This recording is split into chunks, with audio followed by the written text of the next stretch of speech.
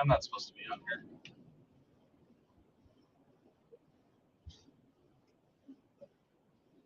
What the heck? Get me out of here.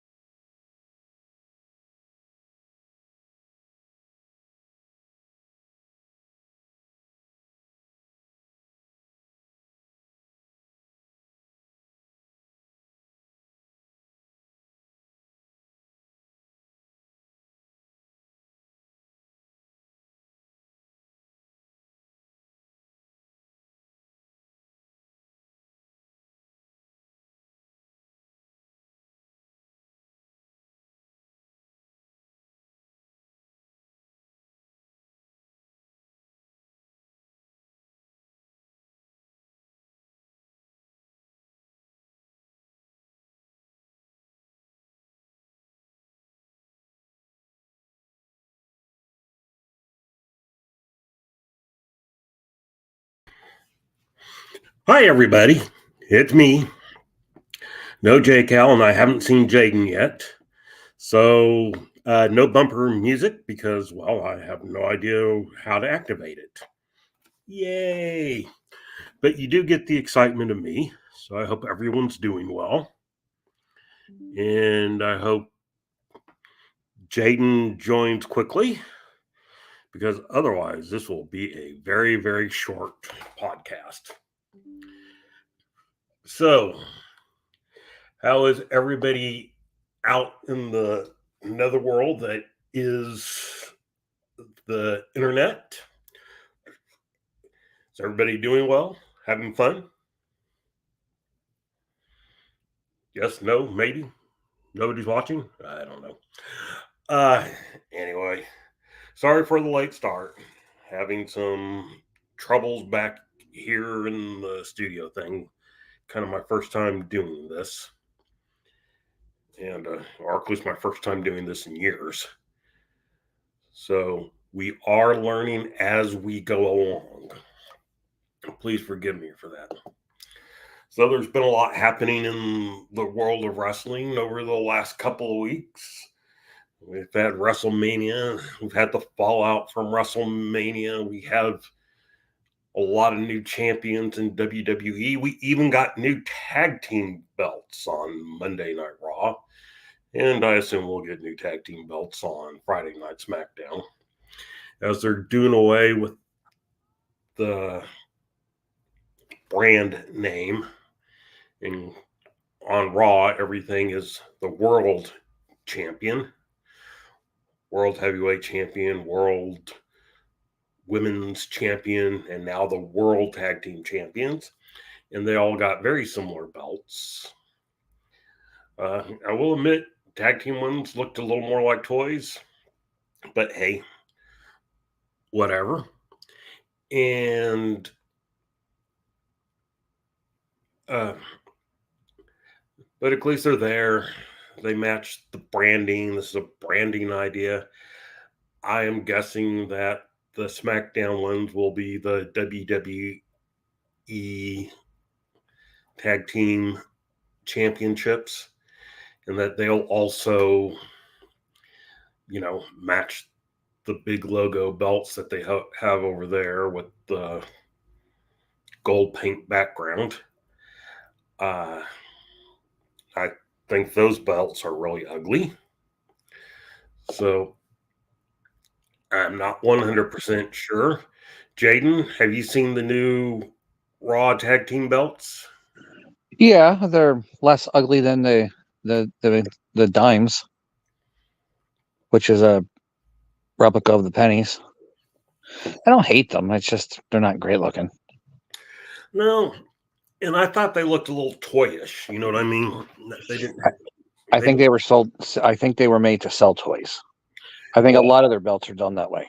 Yeah, there is some branding to it now.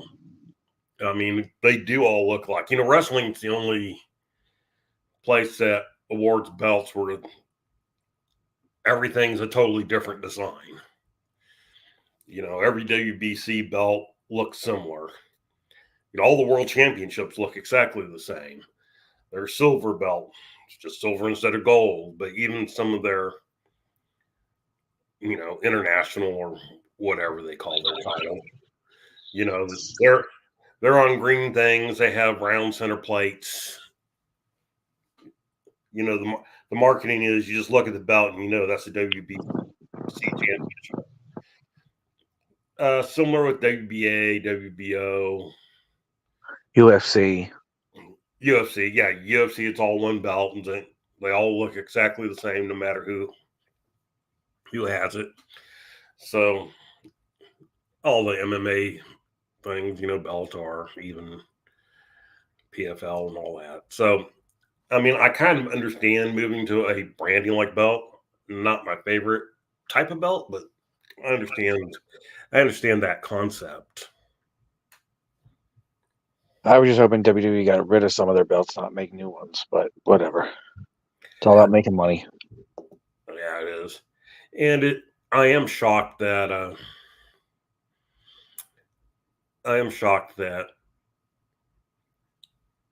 they didn't update the big logo belt, to something different, because it's just so ugly.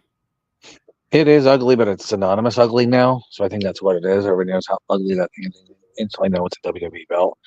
And I think the major benefit is you don't see a lot of backyard or indie promotions now using that belt as their championship, like a lot of the older WWE belts. So I think that's partially why that's that way. I can see that. And yes, it is very something that who would want to design like that. Now, oddly, when they did something similar with the UK belt, and it looked very nice, because it was filled in, had a lot of stuff on it, and had some decorations, but I don't know. Somebody said the original modern version of the WWE belt is meant to look like a Super Bowl ring. I can see that. And that's why they give them out at like to the Super Bowl winners and to the Stanley Cup winners and to all those different winners. Yeah. And I think that's probably another reason why they don't want to change that design, because they've given it out to so many places that if you suddenly totally changed it, then you've kind of lost your connection with all those people out there that have. Look, I was at an Enterprise Rent-A-Car, and I go walking in, and there's a replica of the World Heavyweight Championship belt. And I'm going, why do you have that there? I mean, you got a big wrestling fan? And it was like something they gave in the area to the top branch. So each month they'd figure out who the top branch was in the area, and they would give the belt to that area to display. So yeah, my work was going to do the same thing, but unfortunately they found out how much belts are. And then they were going to get one of those Trophy Smack belts, and I told them to use Jay's link. Yeah. And well, this one I'm pretty sure was the $99 one that they had at Toys R Us. So, but it worked. During the 2000s and so, there was a local shop, Hall of Heroes, and now it's known as Adventureland. They were the first place to get those replica belts, and they had WWE people doing autographs there, and WCW doing autographs there, and ECW merchandise. They were very wrestling centric, and they were the first one in the belts. And I saw them after that everywhere. People were buying them, and they all got it from the same place. So they made a lot of money off of those ugly. I can't even say they're ugly, just those replica belts. And unfortunately, they also started showing up in every independent wrestling promotion with stickers on them. Yes. Some didn't even have the stickers. Especially the ones that did big gold. Yeah. There were a lot of promotions And then the ones that shocked me were ones that would go get like a big gold made, but put like their logo on it or something like that. It's just like, really? Oh, I saw no less than 7 promotions using an NWA replica as their championship. And I found out later that it was the same one, just being brought around to different promotions using it. Somebody, a ref, or somebody had the belt. And there's another guy, there was a referee who was known for bringing belts. And a lot of promotions would use his replica belts because he had every single one of them. well, hey, one time when I was going to do a show, and the promoter knew me, and all of a sudden I get this message: "Do you have any women's belts?" No. I mean, I do, but they're very obvious that, NWA belts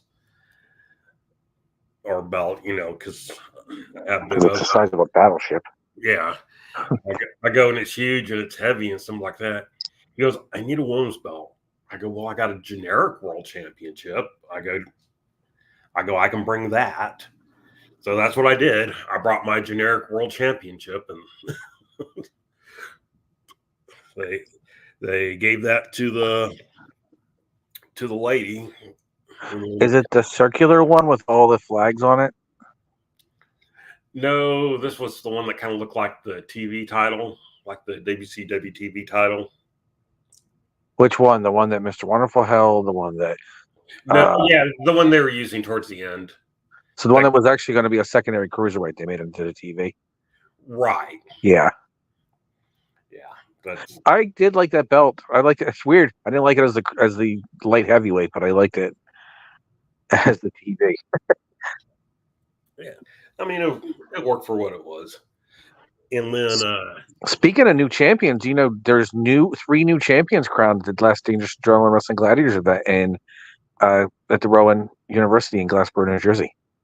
Yeah, and the dog championship changed hands not too long ago, so there are several new champions in dog.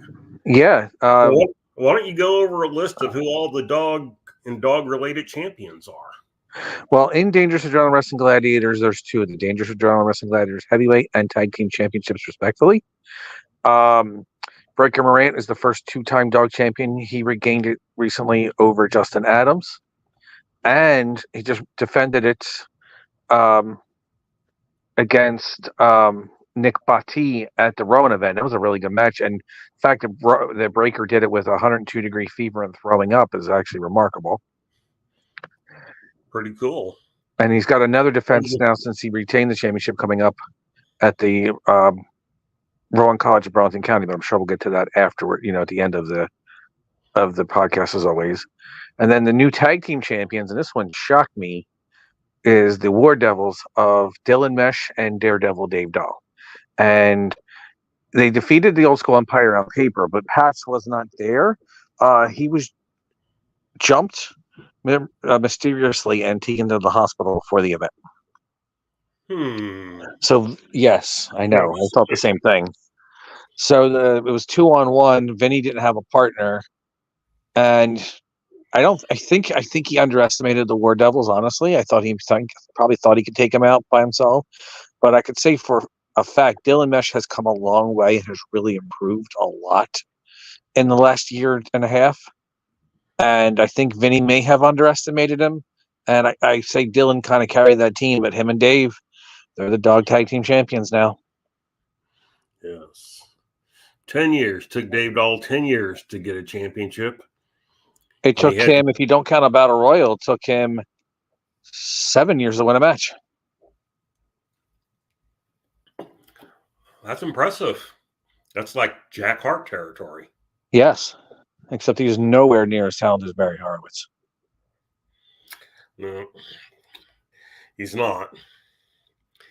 But, well, and, Horowitz did eventually. Well, Jack Hart eventually won the Florida championship.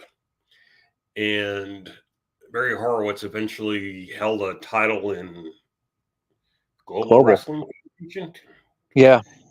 He's like the junior heavyweight champion for a while or something. I don't remember. The light heavyweight champion, yeah. And it was actually, he's always been a super talented wrestler. He never got his due, I don't think. He got a gimmick, and they put him on a loser gimmick role, and it's a shame because he was more talented than 90% of the people he's putting over.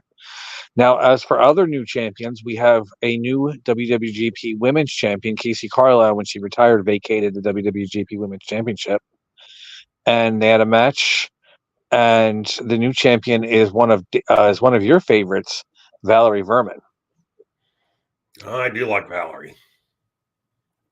And if you haven't seen Valerie Verman, she has a very Paris Hilton / Missy Hyatt, the original Paris Hilton vibe to her.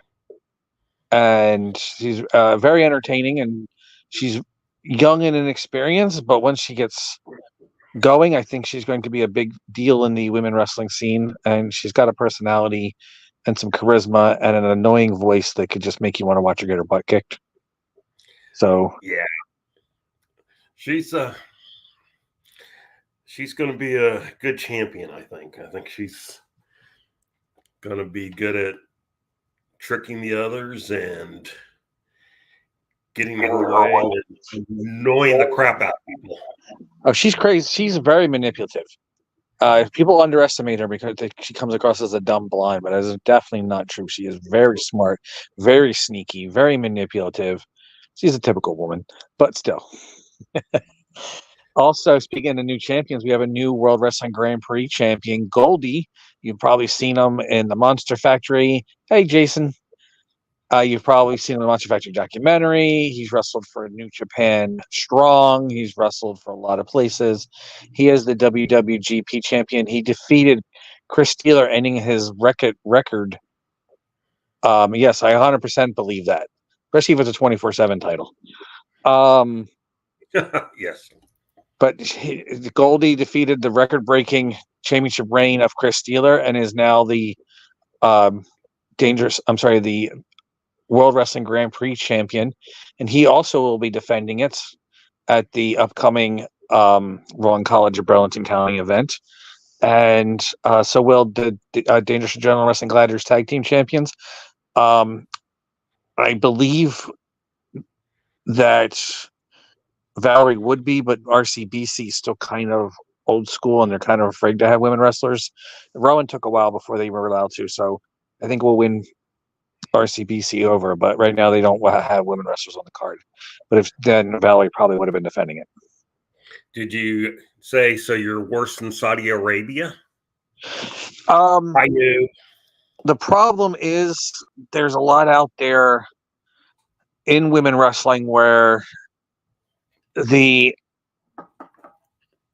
wrestlers don't. The colleges are a little afraid to get involved with it, and Dog is still new with RTBC. It's only our second event. So I think once they begin to trust us, they'll be able to. But a lot of things out there, especially in this area, there's a lot of men versus women matches that are very sexually oriented. There's a lot of women wrestlers and matches, and it goes back a very long time where they're not treated as women wrestlers, they're treated as sexual objects. And I think that's the problem that they're worried about, especially at a college where the kids aren't they're left alone and a little hormonally challenged and are a little insane, and they have to watch out for that. Yeah, I understand that. Oddly, I was looking at a card that's going to be taking place somewhere in the greater Dallas-Fort Worth metropolitan area. And there was like one card one match that was like male versus male, and one match that was like female versus female. All the others were some form of intergender. A handicap match where a guy was taking on a guy and a woman, or just flat out intergender matches, Texas Tornado type, mixed tag team matches. It was just, I think I counted 8 and 6 had some kind of intergender crap to them. And it's just like, yeah, go ahead, kill the business here in the area. It's not like it's not already dead. Here's my thought.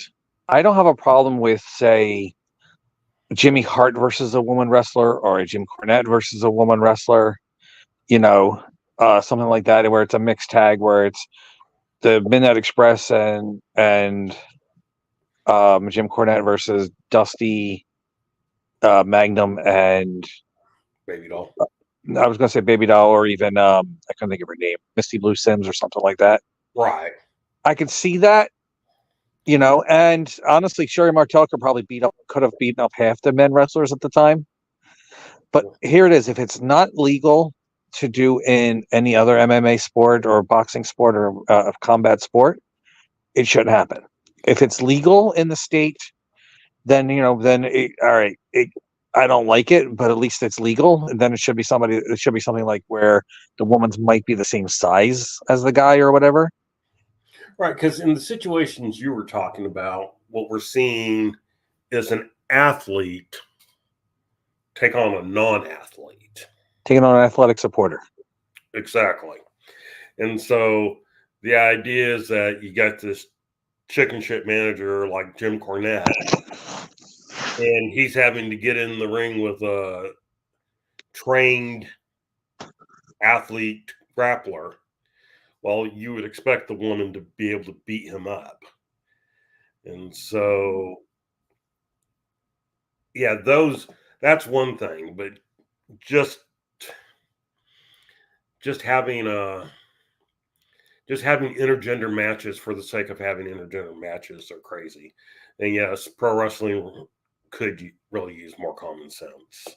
Logic is what I think it's really also. Again, I could believe Medusa could beat up Paulie dangerously. Yes. I could believe that, but I don't believe to this day, even if he does weigh 4 or 5 times as much as she does. Yeah. But I don't believe Medusa Michelli could beat up Brock Lesnar. And that's another thing that I've noticed a lot with the men versus women wrestlers. There's a lot of women that are all of 94 pounds soaking wet taking on a wrestler who's 180 to 300 pounds, somewhere in that range, and beating them up like they're nothing. Well, and we saw a little bit of that in Impact when they put the title on Tessa Blanchard, who only had one title defense, and it was against another lady. But, she did wrestle some other guys. And so she's wrestling, what was Tessa, 120? Something like that? Yeah, I don't think she was very big. And, very talented, don't get me wrong. I wish something could happen where they can get her back in the business and she get a big attitude change and she becomes a good person. I don't think she becomes a good person, just becomes less of a stupid person when it comes to doing stupid things. Right. And she, she wrestled guys that were being billed. They were probably really 200 or something like that, but they were being billed at 230, 235 or whatever. And she was pinning them cleanly. And it's just like, how am I supposed to believe that?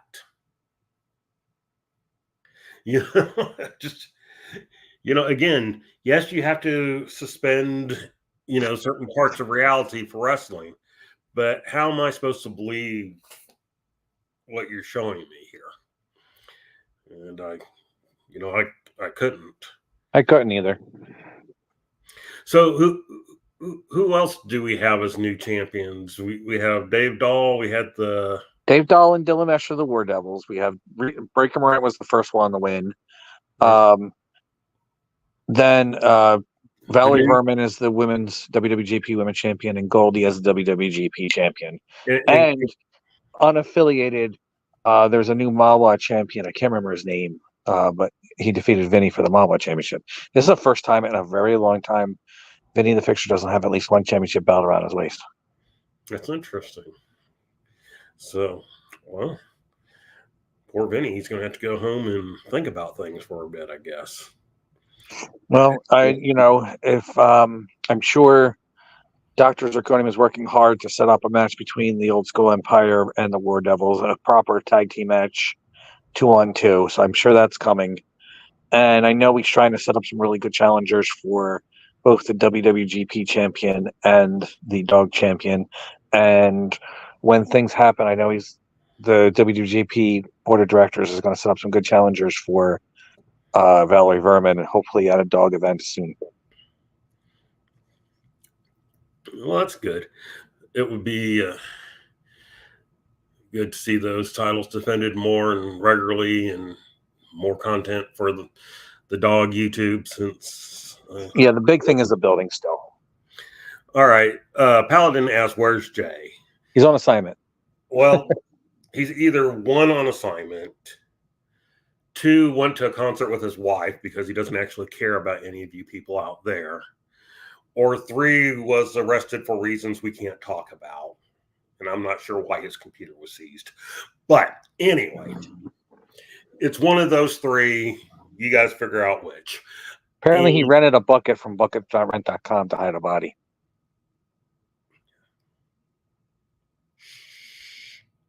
We're not supposed to say that out loud. The bucket's for rent. I just did a commercial for you. Exactly. If you need a bucket for, and hold on. I'll get thinking of this one day. And Willie was here earlier, so he's probably trying to write a new Tyrus joke. He started the night with a Tyrus joke. He said things.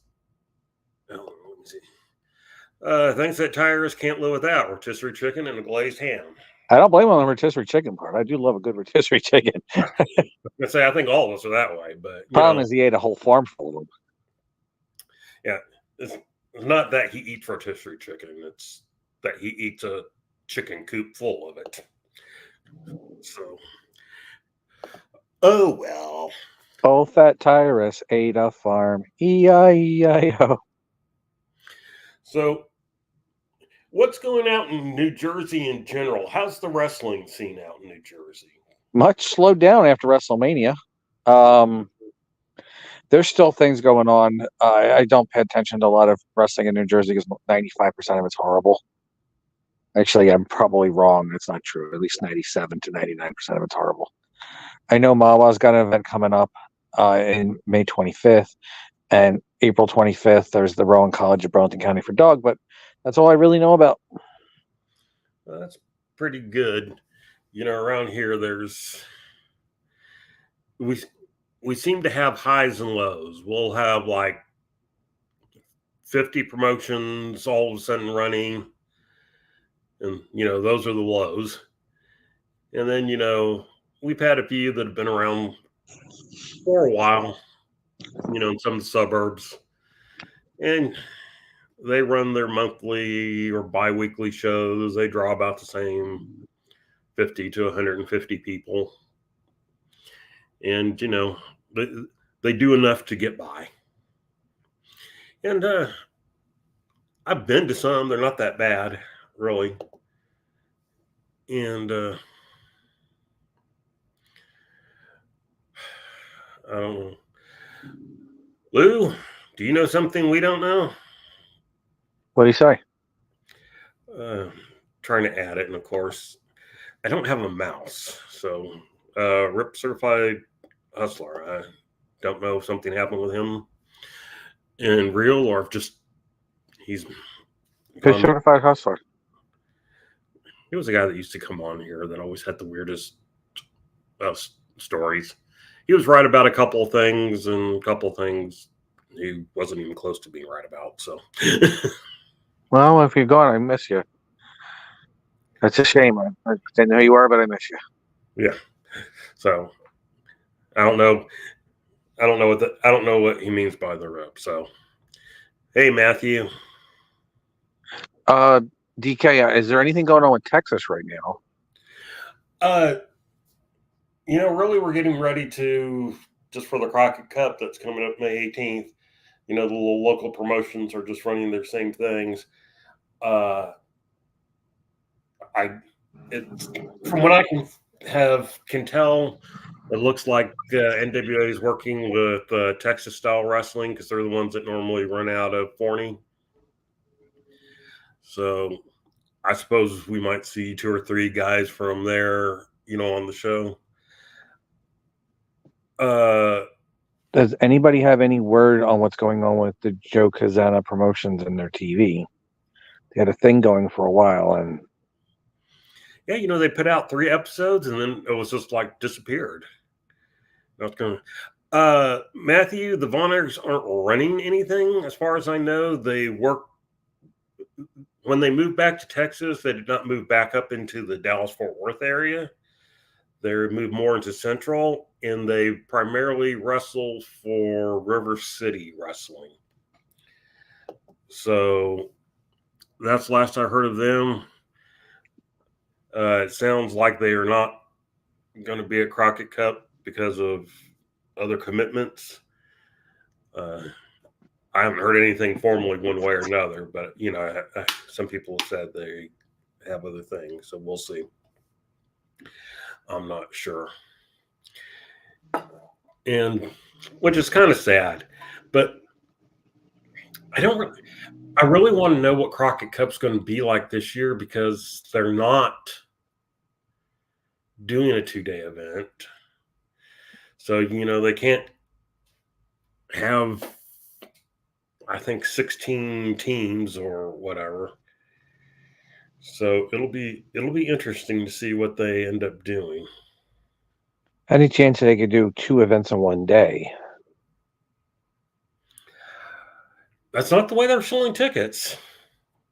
I mean, I bought 2 tickets, one for me and one for Jay, and since you wouldn't come down here, and I'm mad he's dragging me to damn ECW arena. Oh, I know. You deserve it. And it's just one show starting in the evening. So I mean, I'm almost thinking it would have to be just 8 teams, whether they do some early rounds at the TV tapings that they just did or what, I don't know. But it'll be interesting to see what they do and where they go, because it does look like they're going to have the women's tag team championship, maybe the women's championship, and we know there's supposed to be a world title match. So I'm curious to see as to where they go from here and how they handle that. Here's the thing. I don't see them bringing in a lot of big-time tag teams. There's not a lot available right now that they could really use. But I think it's just going to be like maybe one surprise tag team and like 7 current NWA tag teams. I'm not sure what happened with the U.S. titles if the Immortals, whatever they're called, gave them up to get their world title shot or whatever. But yeah, we'll talk about that a little bit when we talk about Power.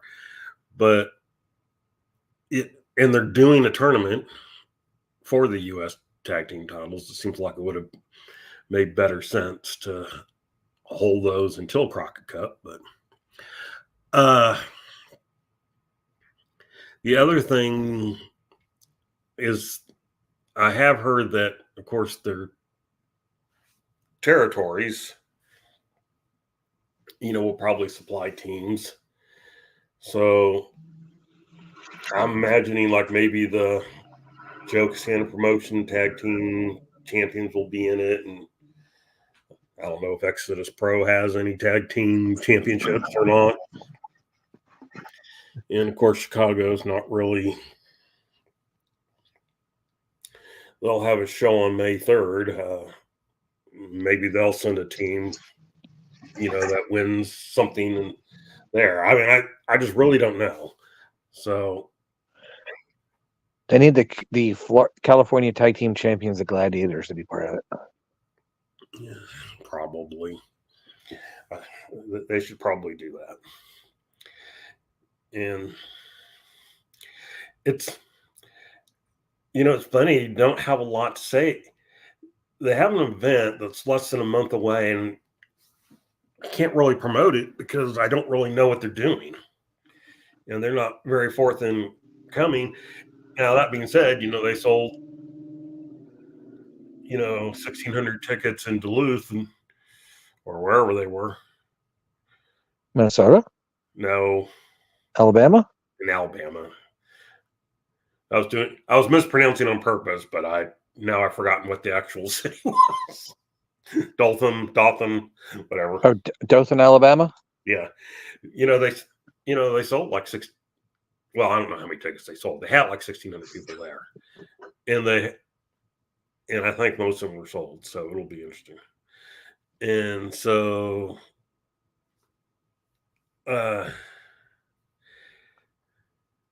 Is it starvation of wrestling? Is it the NWA's draw? Or is it the wrestling starting to get hot? What do you think is the reason that they're drawing? Or is it combo, maybe? Well, two out of three, maybe? I asked this question last week. What's happening that they that they're drawing?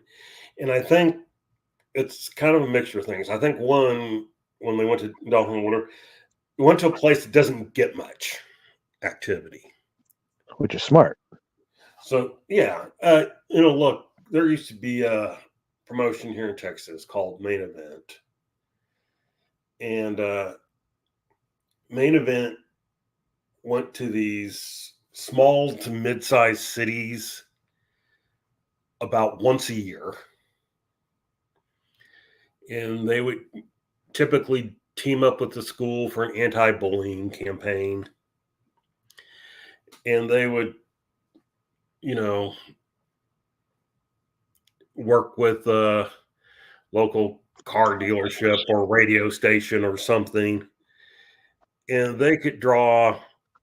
Well, if you ask them, they would draw 1,500. If you read the newspaper articles in the towns they were in, they drew about 700. And not all of them were sold, because a lot of times, like if they were working with the car dealership or they were working with they were sponsor tickets. Yeah, they got money for those tickets no matter what. It's just right. Normally, I had discount, so if they normally sold them for $10, it's on $5 to the sponsor and get them out. But still, they could draw between 700 to just over 1,000 a show. But they're running places that didn't get pro wrestling that often, and that they didn't run very often. So every time they would go, it was an event.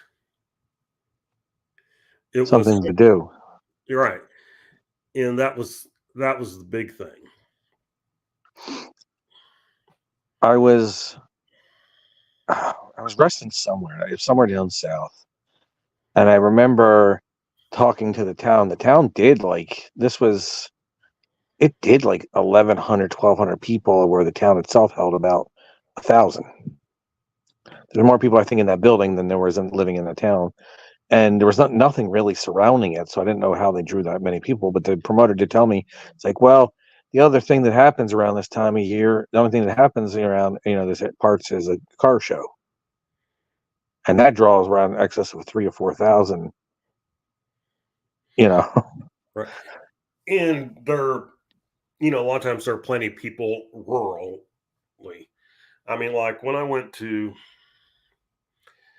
school in a small town, my class was about 25 people, and only about 15 of them lived in town. The other 10 were, on farms or from a nearby little, more like a village than a town. And so, that's where we got our 25 people from. So that's something that can be done. I think you get into the right size city, you get into, there's big markets around them, but nobody ever comes there. And so if you don't want to travel to, St. Petersburg or Tampa or Orlando or wherever, then you get into those type of places, and they go, oh, we're going to have an event. You don't have to spend $300 for a ringside ticket. You can just spend 40 or 50 or, whatever. And it helps. That gets you stuff.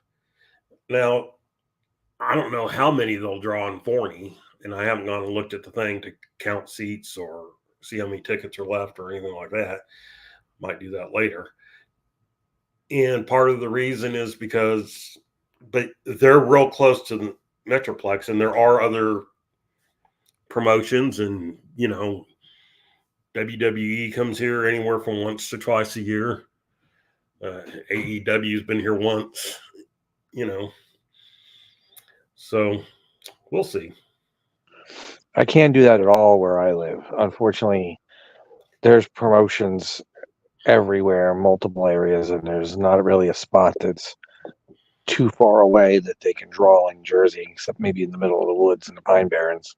The only thing you're drawing there was a Jersey Devil and some ghosts. Well, ghosts are good, just between you and me, I love their energy drink. Well, And their hydration's not bad either. That works for something. All right. Well, let me do a review of NWA Power. Okay. Then we can talk about some other things in the wrestling business, and maybe I'll bring up some questions for you based on the Power. Ask me questions if you have anything on the Power, if you need it. So on NWA Power, they kind of start with going over the fact that the U.S. Tag Team Champions, the Immortals, want to challenge for the World Tag Team Championship. Blunt Force Trauma, and in order for them to challenge, they have to give up their U.S. belts, their U.S. Tag Team belts, just like they gave up the national belts and everything like that. Stupidest thing ever. And so they say they're not giving up the titles until they actually get in the ring with Blunt Force Trauma, because they don't trust them. So they're holding on to those titles. So that's the start of the show. So the very first match of the show is a match in the tournament to crown new NWA United States Tag Team Champions. Even though the Immortals haven't actually given up the belts yet. And so we see the Fixers, Jay Bradley and Wrecking Ball Legursky, former champs, who are former U.S. champs. And let me tell you, Wrecking Ball's lost some weight and Bradley's gained some weight, and they're about the same size now. And they take on the team of Tim Storm and JAC from Joe Casana Promotions.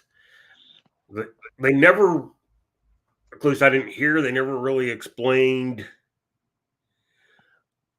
where Jack Stain was or why Tim Storm had to find another partner and everything. So the Fixers kind of took on the heel role, and they end up going over Tim Storm and JAC, which is no surprise because they're just a makeshift tag team. Not really sure why they're in this tournament. Don't really know who's in this tournament. Don't know how they're actually planning to do it. If they said so, it was during a downtime for me, and I never heard it explained fully. So if anyone out there was watching Power and paid enough attention, did they ever explain exactly what's going on with this tag team tournament? It's not like they're ever the best at doing that. Hey, Jammin' Music Man. Music Man, what's your favorite genre of music while we're doing this? Okay, go ahead, DA. Good question. So after that, Kyle Davis interviews now Natalia Markova because she gets her championship match next week. So it'll be interesting to see where that goes, because I'm at least 49% sure that Kenzie Page keeps the title. In a match that I didn't fully understand. How was the match, first of all? Was it okay? The tag team match that started? Yeah. Yeah, I mean, it was all right. It was what you expected. The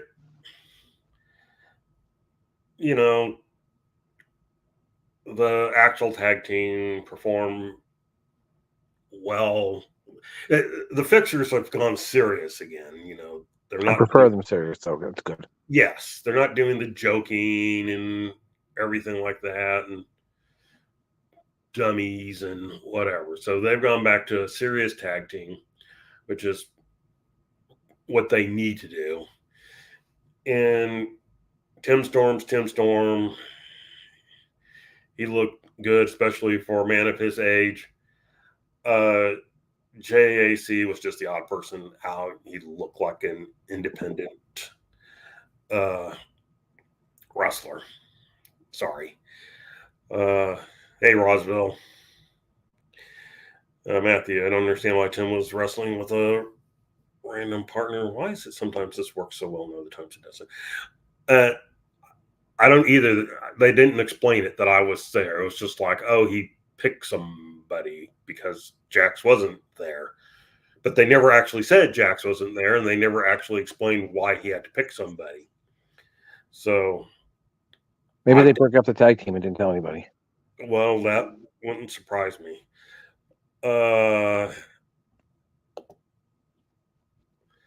Jim Music Man says to Jaden, oh, so many. 90s grunge. I was kind of hoping he was choosing reggae. I guess I'd make him jamming music mon.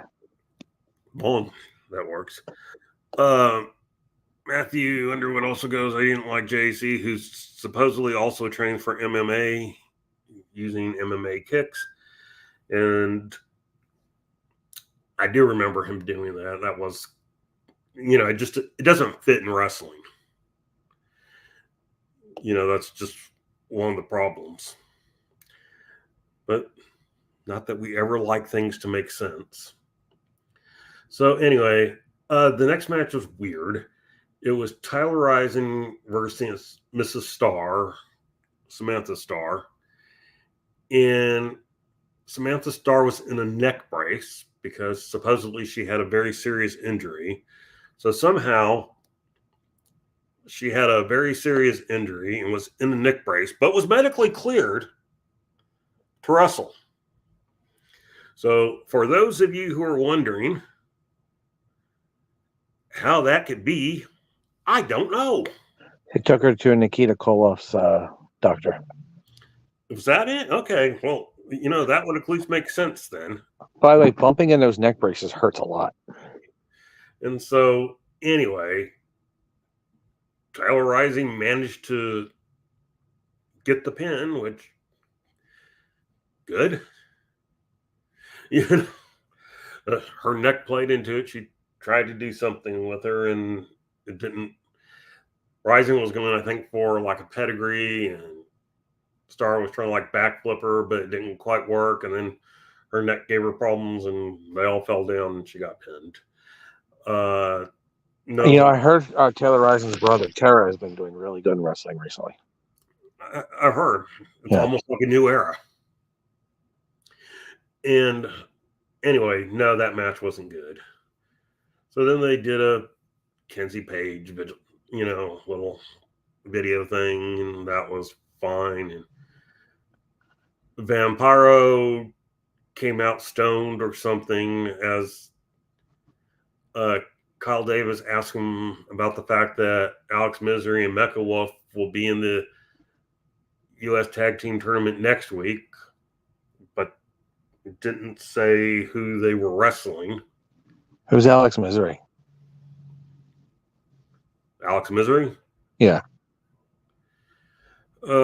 Someone's kid. I don't remember. Like a wrestler's kid? Yeah. All right, all you people out there, remind me who. Glad he's not a clone. Or a hybrid. He's kind of just one of those mixed things. Anyway, Kyle Dave's trying to ask him about it, and Vampiro was just like, who, what, huh? And then they entered the thing, and it didn't make any sense. I thought they stopped giving out somas. Apparently not. Oh, Alex Misery is Apollo Jr., Apollo Misery, El Grand Apollo's kid. Oh, Grand Apollo from Puerto Rico? I think so. Former NWA North American Heavyweight Champion, former NWA On Fire Champion? Yes. Former NWA Tag Team Champion? I believe so. Cool. I believe that's who he is. He's a skinny little thing, though. There is one wrestler around here, local wrestler, just a big man, and his son looked like he was what's left over. He was the drips from his father. Was left over from his father after having sex with his mom instead of what made it. He was just not even there. Like, how does somebody that big have somebody that small? And I mean, I've seen him wrestle. He's not bad. Is he tall and skinny at least, or is he just like? I'll have to wait till next week and see him again. I more remember skinny than Short. Yeah. So probably average height and thin. Again, anybody out there who remembers. We don't know, noob.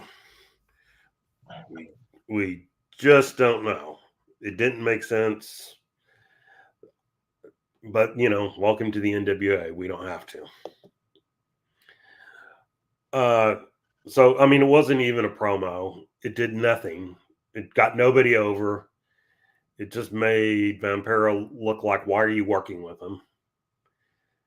And so then the main event, we saw NWA World Tag Team title match, Blunt Force Trauma, Carnage and Damage with Aaron Stevens take on the Immortals, Kratos and Odinson, who had their belts with them when they came to the ring. And there was fighting before the match, and then the match started. And the match wasn't anything special. It wasn't bad. It wasn't good. It was just more there. It ended when one of the Blunt Force Trauma, I think it's Damage. I think when Damage pulled one of the Immortals out of the ring, Kratos, and then ran him into a steel pole, and Odinson had a hold of Aaron Stevens and decked him, and then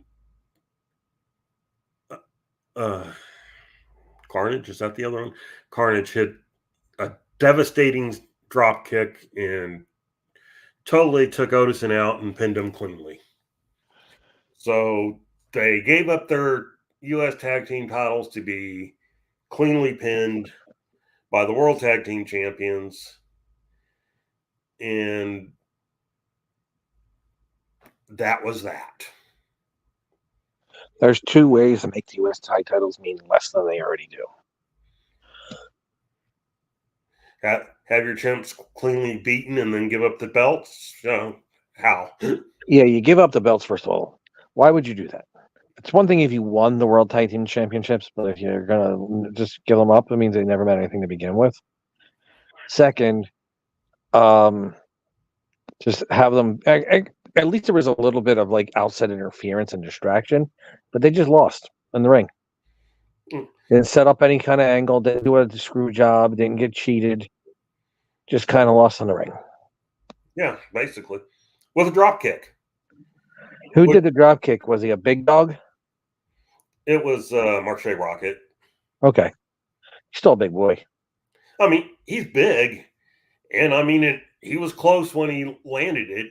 So there was a thing of it looking devastating. But then again, how many matches do you see drop kicks? Which not as many as you used to, by the way. But how many matches do you see drop kicks where it's just a move in the thing? And it's like, what's making this one so devastating? At least when the Rock and Roll Express did it, it was a double drop kick. So they were taking the force of two men. Yeah, they actually did a whole thing on that, like on PWI or one of the magazines, that how they hit the double drop kick, they hit on opposing forces, and because of the way the angles that they hit, and it actually had so much force that they cut the two different sides that caused a concussive force that knocks their opponent out. It's kind of cool that some magazine went in and tried to explain how the double drop kick. All right, now then explain how the atomic drop works for Bob Backlund. Right. I mean, now, one of the problems in wrestling today, AEW, TNA, everywhere in the thing, is that everybody hits finishers all through a match. And everybody gets up. Unless it's their finisher. That a person hits their finisher. Nowadays, they have to hit it 3 times before they can win something with it. Whoa, you kind of went weird. Can you hear me now? You sound like you're in a tin can. Hold on, I'm going to come out and come back in. All right. So, as Jaden thinks about coming back in, we'll look here at what everybody's saying. Let's see, Noob. I'm looking forward to the NWA Women's Title match next week. I like the Kenzie Page video promo. Yeah, it was pretty well done. I'll give you that. And she said Natalia is given everything, and then the NWA dropped the ball on her.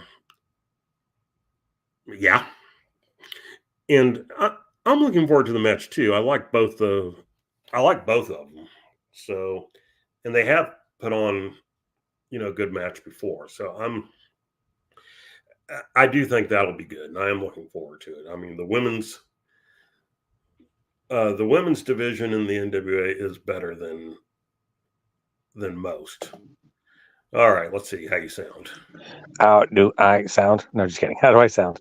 You sound, well, I was going to say normal, but when do you ever sound normal? Nothing about me is normal. Exactly.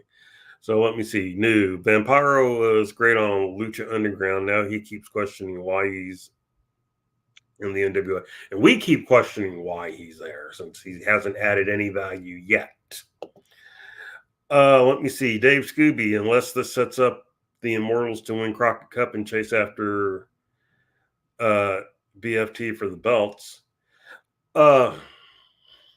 Maybe. I don't give the NWA enough credit to think that far. What does a bacon, ferret, and tomato taste like anyway? What does what? A bacon, ferret, and tomato. I don't know. Unfortunately, I don't eat tomato. I don't blame you. Or maybe one or both of Immortals may not be sticking around the NWA. And I have thought of that. I did wonder if it might be a case of them or one of them leaving. I suppose since the tournament's going on, they could, under theory, be entered back into the U.S. tournament. I don't know. Maybe they're going to be who take on Vampiro's team next week, and that's why they couldn't tell us. So, what else? Matthew Underwood, super finisher, and 2K24. Maybe. Yeah, wrestling is booked like a video game, and not a really good one. It is very much, and yeah, I mean,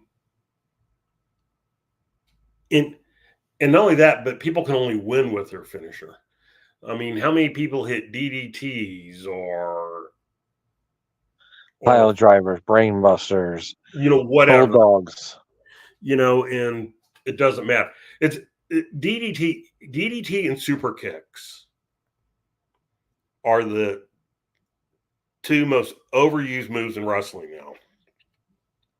Poor Jake Roberts, he's still alive to watch his move become meaningless. Yeah, at least Chris Adams doesn't have to worry about it. Yeah, at least Chris Adams has passed. We won't get into how, but it's just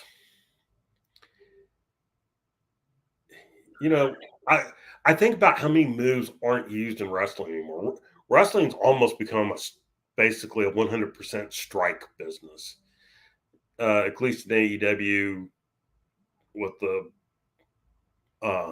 Blackpool Combat Club, they occasionally do things that are supposed to be more wrestling oriented. But yeah, wrestling's lost a lot. A lot of the moves, a lot of the stuff.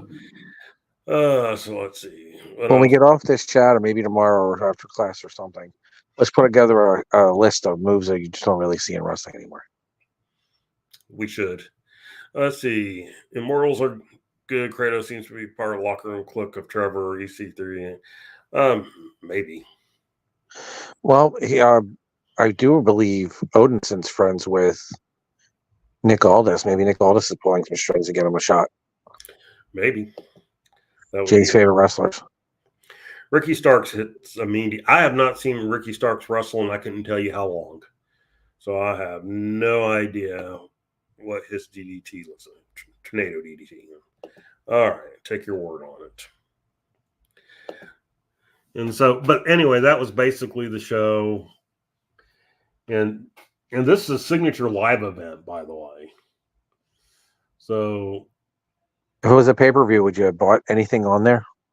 No. Not one match? No. If they had done the World Tag Team title match differently, maybe. So if you just saw that it was Odinson and Kratos versus Blunt Force Trauma, it might have grabbed you some interest if you just would have saw it was on the pay-per-view before knowing everything that happened. Right. I mean, I think there could be an interesting story. But again, it would be more interesting if they didn't have to give up their titles. Yeah. Because I almost felt like having to give titles ensured they were going to lose. Because that's the better story. Kratos and Aaron have a little history too, so that could have been played into. And they did some, and like I forgot one of the things was Kratos' bag went missing or whatever, so he didn't have his equipment, so he was wrestling in like a shirt and shorts, shoes or whatever. It was like an attempt to make it something because he was blaming Aaron Stevens for it, which, okay, sure, and everything. But again, it was almost like, who cares? Do something that would. And Matthew goes, if it had been a paper match, it would have been better longer. And that's probably true. I mean, they could have made something out of the match, and it didn't really. I mean, there's something about a champion versus champion match, but not when one of them has to give up the title. Maybe they should make national tag team champions or TV tag team champions that have to give them up to get a shot at the U.S. titles to give them up to get a shot at the world titles. Why not? That is the type of. Well, actually, what I was thinking was they needed a women's national title so that the women would have a belt that they have to give up to. By the way, isn't that what the TV title's for? I'm just saying. Well, that was the original thought behind the TV title. The thought behind the TV title was that you had to win 7.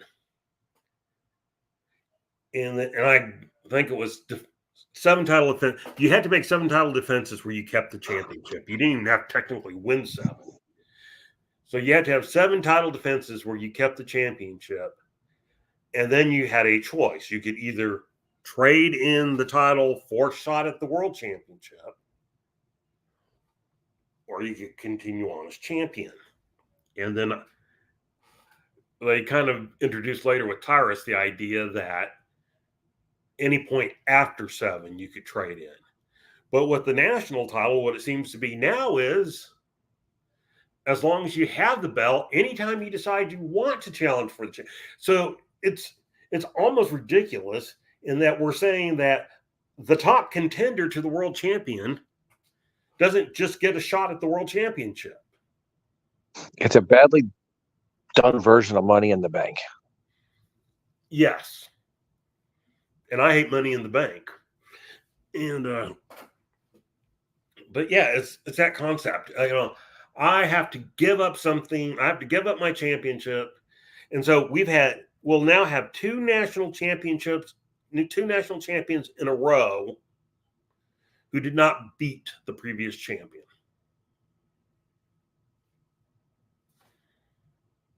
And why would anybody ever lose the title? Why would anybody ever defend the title?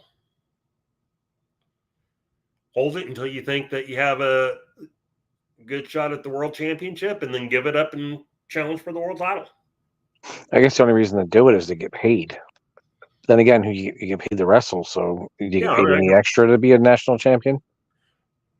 I suppose, in theory, I suppose you would, but in reality, they haven't brought that up. So we'll see. Okay, so what do you give the overall card? Yes, that's 1,000,000,000% true.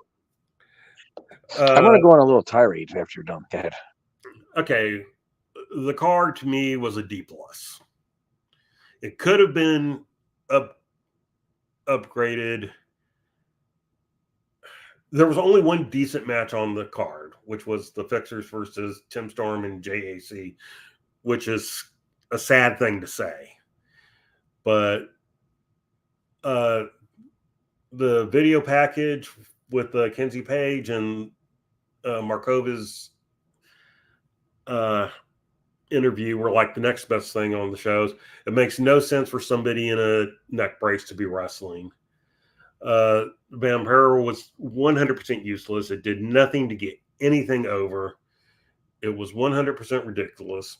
And the World Tag Team title match, it's already a bummer when the U.S. champions have to give up the title. But then the match was relatively short and a clean pinfall for the heels. So D+. D+. You give a better grade than it sounded. So that should tell you at least something. Yeah. So about to happen is a statement by Jaden. The views that Jaden is about to give are probably representative of anybody who knows anything about wrestling. Mr. Jaden, I give you the floor. There's a YouTuber I watch about Star Trek, and he's entertaining and he's funny, but he doesn't believe that canon should interfere with the association of the program and the creativity of the writers to create something. So even something's established in canon, as long if the canon, writers can tell a good story, it doesn't matter. They can go around canon, and that's something I don't believe. What I believe and what I think other people do when it comes to things like that is canon is important. You need to create creation and imagination. You need to create discipline around it. When you don't have discipline around the creative process, you get AEW, you get Billy Corgan. A lot of people just throw random stuff together that makes no sense whatsoever because they just happen to make it up right there on the spot. Or they even think, they write it down and make it up and like that. You need to have some kind of sense of logic in your creativity. And there's where boundaries and things like canon matter. In wrestling canon, you don't give up a championship like that to get a title shot. You hold it, and then reason you win that championship is because it makes you a higher contender, means you make more money when you defend that championship, means you got a higher shot at getting a championship match. The U.S. Tag Team Champions got World Tag Team title shots often, especially when the Midnight Express on them. The United States Champion, even when it was no longer a regional title, but a big part of the company, when there was the world title didn't really leave the NWA or WCW, the U.S. Champion often got shots at the World Heavyweight Championship, and until then, he was defending the championship all the time. You need to have some kind of established thing. Too many people in wrestling don't understand how important discipline matters, and they want to be creative. With music, there is still some structure that needs to be done, but you can make things outside of the box and create an audience. With wrestling, if you want to make a big audience, you have to have some kind of discipline. You have to have some rules that you go by, that you have and you stick by, and you write down and you follow and you explain.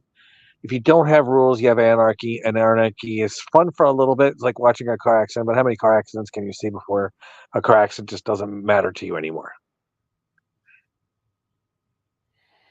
So you need that discipline, and I think Billy Corgan does not have it. He does not have it at all, and a lot of wrestling promoters don't have it. I think the only person right now who does is probably Triple H. I believe he has ideas on what he wants and a direction he wants to go, and a plan.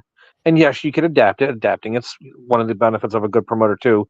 You have to be able to adapt when things come up, but you have to have, again, a set of rules, a set of disciplines that you stick by. And one of them is, here's something that always drives me nuts. A championship belt is not a piece of jewelry. It's not a prop. A championship belt should be a member of your roster, and it's the most important member of the roster because it isn't leaving to go somewhere else for a bigger payday, unless the person steals it and does such a thing. So as a roster member, it needs to be protected.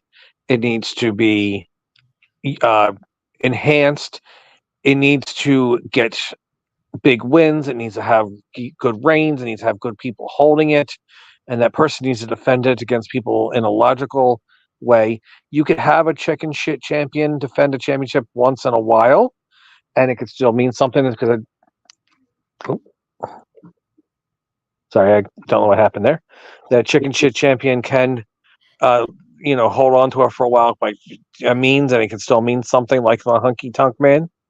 But it really, really, really just needs a good disciplined person in charge to make that championship mean everything.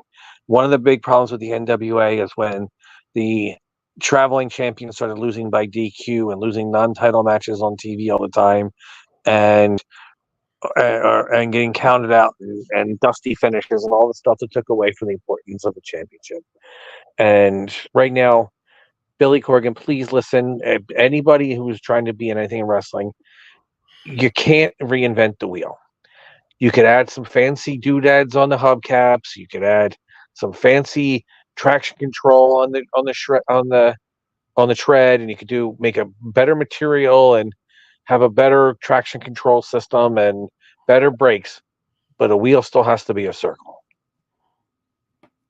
You can't make it square. You can't make it rectangle. You can't make it oblong. You can't make it a triangle. You can't make it invisible. That'd be kind of cool. But if it's a wheel, it's got to be a circle. And stop trying to make it anything else but that, because that's what everybody's doing right now with wrestling, and that's why it's the drizzling shits. Yeah. I mean, can't argue that in any way, shape, or form. No, they stuck with the drizzle belts because Billy Corgan's a mark for them. The theory was this was supposed to be Billy Corgan's childhood wrestling. The reality is this is Billy Corgan's TNA wrestling. Add to the fact, look up Bob Luce. The dude was a wackadoodle. Bob Luce and that Chicago wrestling, it wasn't a traditional wrestling territory at all. And it wasn't actually, Bob Luce was a character all on himself and made it all about himself. And just like Billy kind of does too. Just like Tony Khan kind of does. But he wasn't a good influence on somebody with wrestling. It's kind of like people take sometimes a lot of wrestling promotions, especially around here, take all the garbage stuff, the bad stuff that happened with ECW, and never, ever, ever remembered any of the stuff that was done right, just the stuff that was done extreme. Attitude Era, same thing. Yeah. There was a lot wrong in the Attitude Era. You know, I would never want to go back to that. But I watched some Attitude Era stuff, and except for very few matches, It's really hard to watch. Old ECW, I grew up watching it. It was great, and staying up at 1 o'clock in the morning, or on a school night to watch it, or on a Tuesday afternoon at 6 p.m. to watch it. But it doesn't hold up. It does not hold up. It was definitely a product of its time. The '90s was a special time, and it not only could not happen nowadays, it really, really should not. The Attitude Era should not at all come back. Anybody romanticizing it needs to get a kid kicking a ball or something like that. Because it's the Attitude Era is the same thing. It's horrible. It should not come back. You could watch Smoky Mountain and still holds up today. Yeah, some of the things are a little hokey, and yes, some of the things are a little regional. You could watch it and enjoy it today, especially watch it from the beginning, and especially when it gets real hot. ECW, there's some matches you could watch today. Like, I could still watch Guerrero versus Malenko anytime, but the overall product itself, it does not hold up. It's kind of like going back and watching G.I. Joe and Transformers from the 80s. Or the Godzilla cartooning from the 70s. Or the Godzilla movies from the 70s. But anyway. Yeah, but at least they still have some kind of charm, except for Godzilla's Revenge. Yes. And it's the cartoon doesn't though. But it also tells us how long the environment's been an issue. But getting back to the thing, it's like, I always remember Lance Storm talking to Jim Cornette one time. He goes, in ECW, we were out to break all the rules, not just wrestling rules, but their cards were set up to progress in a certain way. Your best match was supposed to be your main event. Not every match was supposed to be a great match. And they were always like, we were out there and, we didn't care. Everyone went out to try and put on the best match they could and stuff like that. He goes, and we were doing everything. We're breaking every rule. He goes, and then you started to learn why there were rules. And, the thing that a lot of people miss, they come up with their excuses. But ECW wasn't successful. A lot of people think, they had their thing. They were, no, they were never really successful. Ring of Honor under Gary Silkin was never really successful. And people think all the time, this is what, Attitude Eras when you had the bra and panty matches. When you didn't hire female athletes, you hired female lingerie models. And almost every match on television was 3 minutes. Women's match. Oh, even men's matches. I remember the cruiserweights getting time, even though they were immediately squashed against anybody who was a real star. True. But yeah, it was more sad than, it wasn't a good time for wrestling. It was a good time for people who wanted to be rebellious or, F the society and everything like that. Somebody pointed out Roman Reigns' world universal, whatever title reign that he just had was longer than the Attitude Era. Think about that. And I would never want to go back to that time. And really, I think most people now don't want to go back to that time. We got to find, what truly modern wrestling is. And of all the people, the one that's coming closest to getting there is Triple H. I mean, you notice since Triple H taken over, titles don't just flip flop around. The closest they have are like the women's tag team titles, and some of that's been because the titles are cursed, and every time somebody won it, somebody got injured.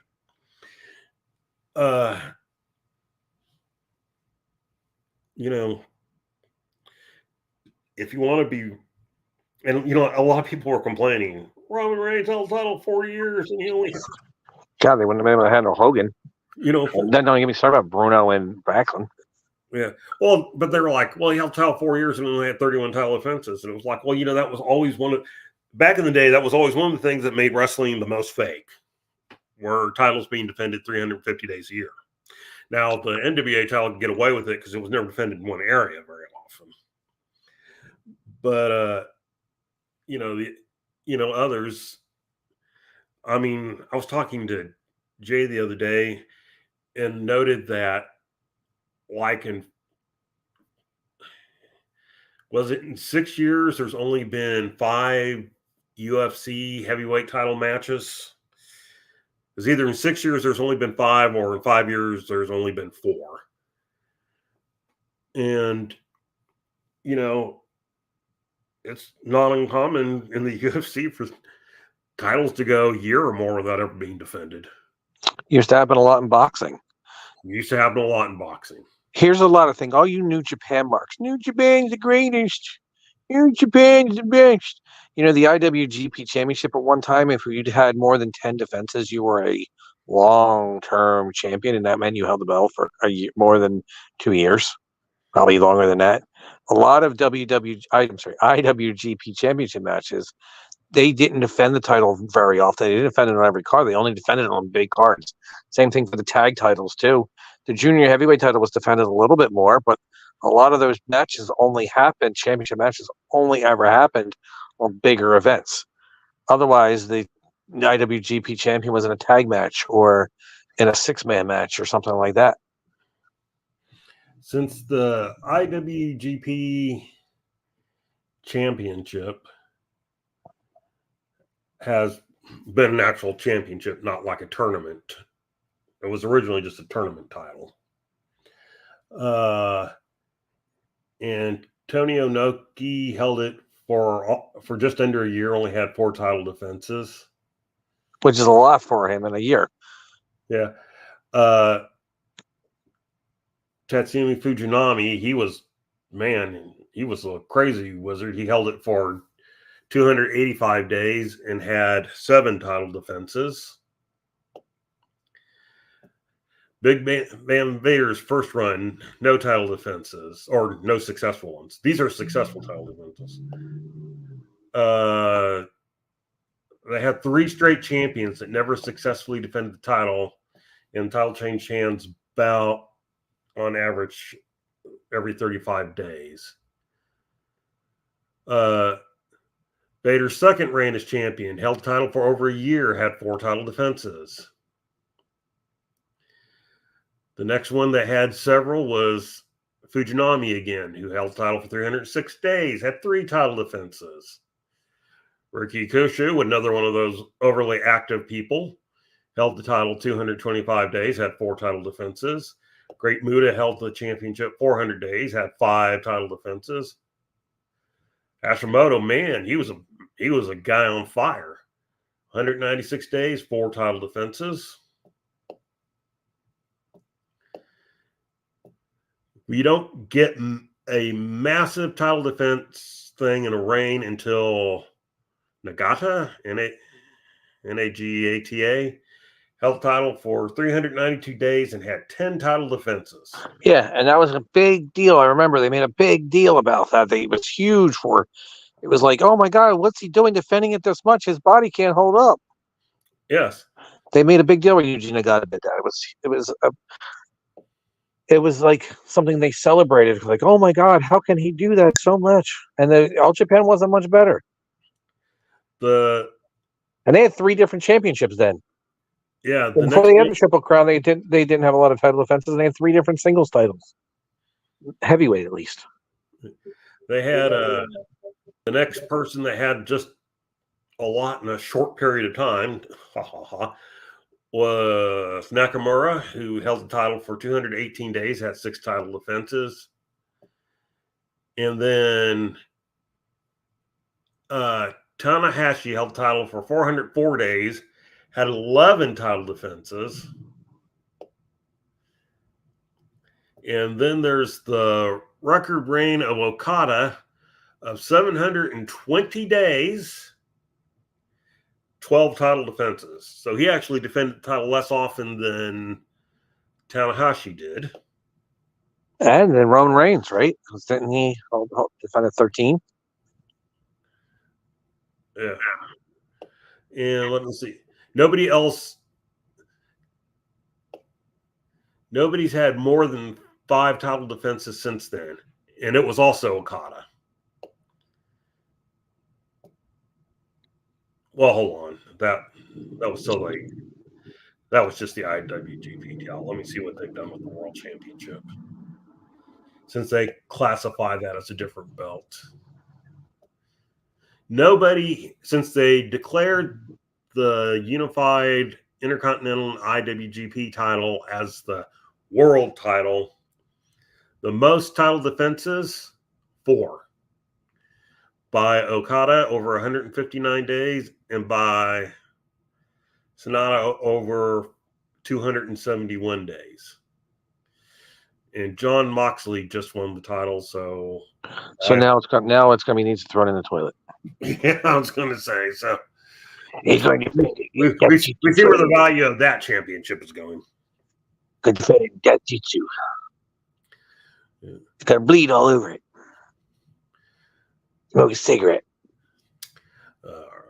So, yeah, there we go. Let's see. Hey, DK, other than the rematch with Larry Zbyszko, Masa Saito defended the AWA World Heavyweight Championship once. Mm-hmm. Who did he defend it against? I don't remember. I remember he defended it once. And I think it was in Japan, wasn't it? It was. It was against Bam Bam Bigelow. His only successful championship defense was against Bam Bam Bigelow. Yep. And every champion post Vern Gagne's last reign, I think, I may have even done that, has defended the AWA Championship in Japan. That's interesting. And 2 title changes in Japan. Even Otto Vance. He wasn't champion very long, was he? No. Wow. So he was Neither was Saito.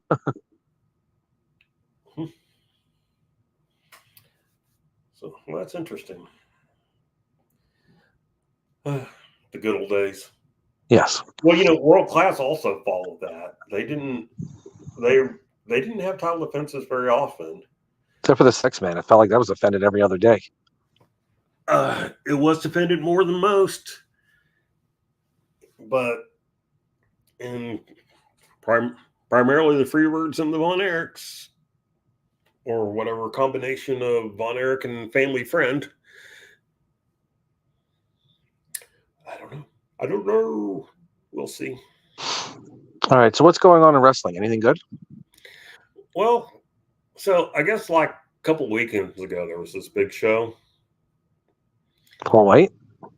Or a couple of shows, I don't remember. And so some new champions were crowned in a lot of them. And one champion kept her title, Rhea Ripley, only to be injured 2 days later and having to give up the belt a week after that.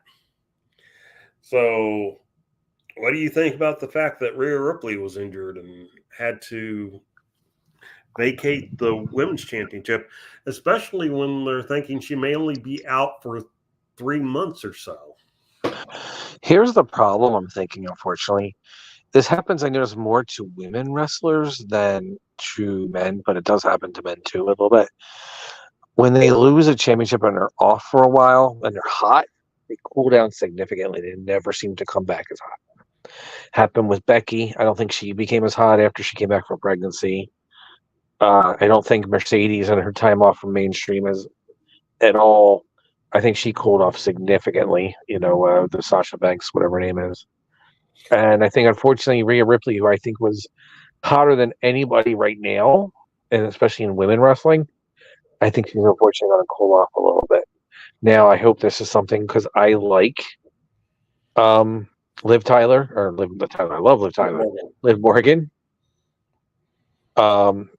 She's a little smaller, I think, comparatively when you see against Rhea Ripley, but there's something to her. She's got spunk, and I don't mind her. Maybe this is her chance to start her own ascension to the top and get over huge because people want to cheer her. They want to like her. But I do think, unfortunately, I think this hurts Rhea, especially if Liv does get hot and then Rhea comes back. What do you do? Do you take away from Liv's momentum, or do you try to recapture the magic again with Rhea Ripley? I definitely think it's something that hurts Rhea more than she may realize. If she's only gone 3 months, do you think that will be a big deal? Or do you think, not long enough for people to forget? I still think it's going to cool her down. When's Money in the Bank? Can she be back for Money in the Bank? That may do something. I honestly don't remember. I don't either.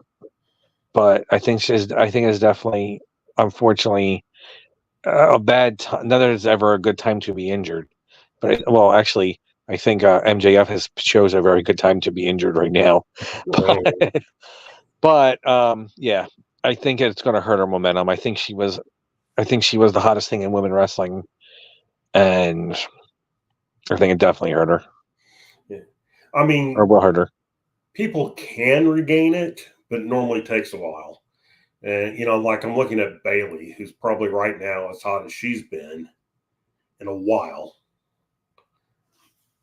But it took a long time and a semi-interesting storyline to do that. So, yeah, the biggest problem will be if they put the title on Liv. If Liv gets over, kind of like with Kofi, Kofi's original run where he got run over, where he got over, not run over. He got run over later, but yeah, initially he got over. Yeah. That started in a thing that was actually supposed to put over Mustafa Ali, who got injured and never, ever, ever recovered. And so, although I guess he's won a title in TNA, I forget which one, but he's got some title in TNA. Yeah, that's like winning the bowling trophy when you're on witness protection program. Yeah. What title? I guess X. Yeah, probably the X Division title. Probably the X Division, I think. And he's a talented guy too, so I don't actually hold it against him. It was very bad timing in his part.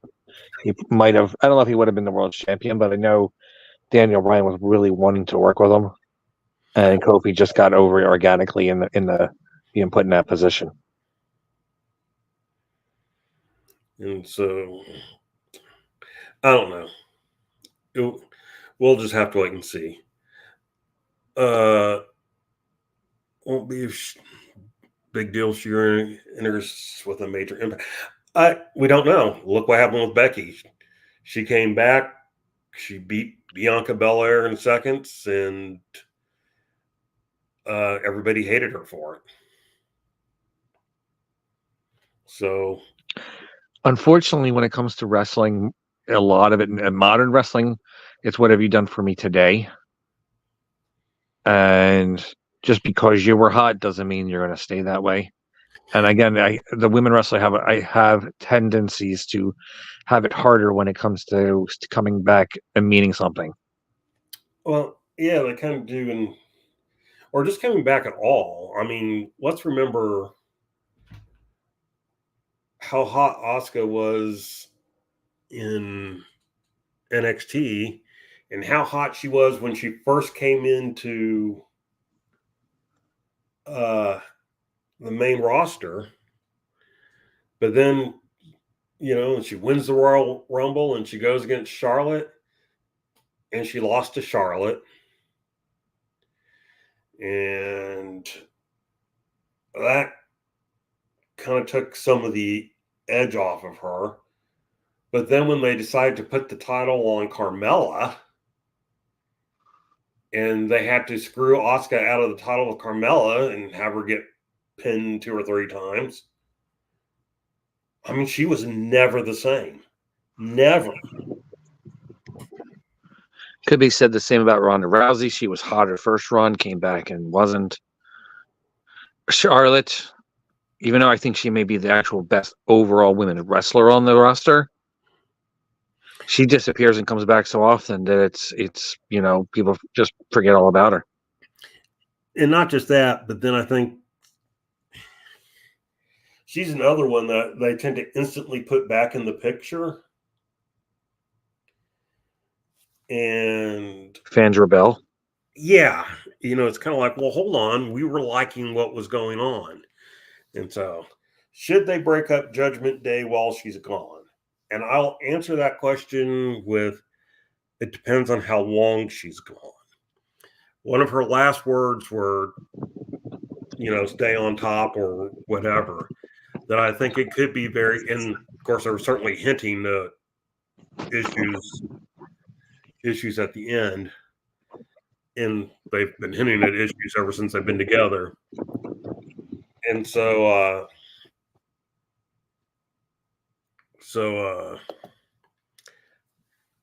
I don't know. If she's out for let's say 6 months, yeah. I think it would be interesting if she came back and it's like, what the hell happened? She's ready for Judgment Day and Judgment Day has fallen apart. So, but that being said, it could also give a chance to reboot her. So we'll see. Out of anybody leaving Judgment Day, Rhea had the most ability to do so. Well, Rhea's the fan favorite. She's a face in the eyes of the fans, and a heel by association with the group. But nobody wanted her to lose the title. People were glad she kept the title over Becky. And nobody was ready for her to lose. So that goes there. Hey, Jaden, I got to do something just real quick. Entertain the people with your thoughts on Rhea Ripley and Judgment Day. Okay. If they are going to break up Judgment Day, I know fans want, in a way, they kind of want to cheer the champion. I can't think of his name now, but they want to cheer him and they want to like him, but I think it's too soon to turn him babyface. I think they need a nice long-term storyline where he defends the championship all the way up to WrestleMania, and right around the time of WrestleMania, Finn turns on him, causes him issues, and then they could break him up and have Finn versus Damian Priest for the championship at WrestleMania. Or maybe he gets jealous of Finn and attacks him, and then the demon comes back. Something like that. But I don't think it's next year, unless obviously injuries and stuff happen in the meantime. Damian Priest really needs, and so does the World Heavyweight title, really needs a really good reign right here. A win against the Uso. For some reason, the Usos were great as a tag team. I'm not digging them as singles wrestlers. But a win over Uso is a good start because he is over, at least. And Priest needs to go over everybody in the roster. Like, he needs to whoever's, I don't even know who's on the Raw roster, but he needs to beat every legitimate challenger every single month and doing so and looking very good and kind of defending it, whenever he can and making that championship mean something. Because while Seth did okay as, the champion and defended it and got a lot of matches out of it and had good feuds over it. As much as I thought the thing with Drew McIntyre was interesting, I think it hurt the championship. And then I think honestly I understand everybody likes the excitement of the Money in the Bank cash-ins. I think it also hurts championships. So I think right now Damian Priest, to be legitimate, has to have a kick-ass championship reign. He needs to defend against every top challenger that he could possibly be against, and then they need to create some new ones in the draft. Get him just some big wins over big wins, and then get him some TV wins over people that people would care about. Like if he beats up R-Truth in a tight championship match and beats him up bad, they love R-Truth. I think that would solidify him, even if it was like not maybe a pay-per-view main event, but like a Raw main event. I think that will be something that would solidify his reign, help him on that. He needs to beat The Miz. He needs to beat, that's probably not somebody, again, who will be a pay-per-view main event, but definitely may be a Raw main event that somebody can get an interest into. But he really does. He needs to defend against every challenger he can, go that entire year. Finn does something and he attacks Finn and kicks him out of the group, or Finn turns baby, or Finn kicks him out and Damian Priest becomes babyface. But they need something to build that entire year and rebuild that championship if it's ever going to mean something. Because right now, it is 100% a secondary title, and it makes the Intercontinental title mean less, and it makes the U.S. title mean less. And it's just, they need something big to make that championship. You know who would be a good challenger for him? Brock Lesnar. He needs to beat Brock Lesnar after Brock gets a bunch of wins to rebuild himself back up, too. The rumors are that he may be getting his contract back. He may be showing back up in the WWE eventually. He's not gone. He's just doing Brock things. But Damian Priest and Brock Lesnar built up right can really help not only the World Heavyweight Championship, but Damian Priest too. And they need a lot of that stuff. He needs those matches on Raw. He needs those matches on pay-per-views. He needs to be a dominant champion and make that championship and make himself mean it as much as possible and keep CM Punk and keep Drew McIntyre away from it right now. Neither of them should be challenging for that title right now. Are they hurt? I mean, like almost all the recent signings have gone to SmackDown. Does the Raw roster have anybody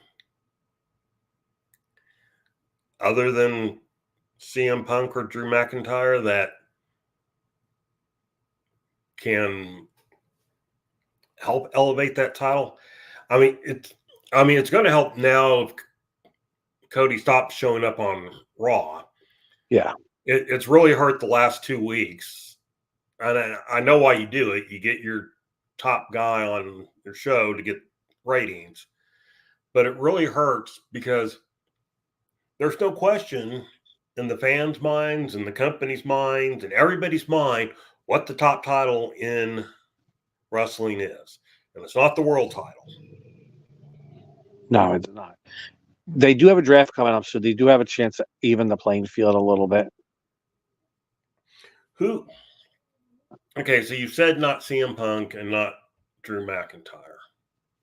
Well, I said that the match right now, the first title defense against Uso is a good one. It's not going to make or break his career, but it's a good starting point. He needs to get TV wins he needs to really badly beat up R-Truth in a championship title match on Raw. He needs to do the same thing for The Miz. He needs to, over time, get that big match. Like I said, I think the WrestleMania match should be him and Drew McIntyre. Not sure who would be baby, who would be heel in that one, but I think it could happen. I think maybe Dominic needs to be put in his place, so he'll wrestle Dominic once on television, and then Dominic will be able to be put in the line. But there's not a lot. Gunther, but Now, there has been talk, and again, we'll have to see how the draft shakes things out. But there has been talk that Gunther will be, with the show coming up in Germany, will probably be challenging for whatever belt for whatever show he's on. Does Damian Priest need a long reign? Yes. The championship needs it as much as he does. Yes. I mean, again, I know the reason everybody's debuting on SmackDown. SmackDown is on Fox. It's a bigger outlet. It's free television. It's got a higher, bigger social media and streaming presence than the USA Network has. It's not, USA, you still got to pay to have cable or for the app or whatever that, to see it. Right. Fox, you can still see it for free, and you can still watch a lot of that stuff on streaming, and they have a bigger presence and the internet and all over, the television industry.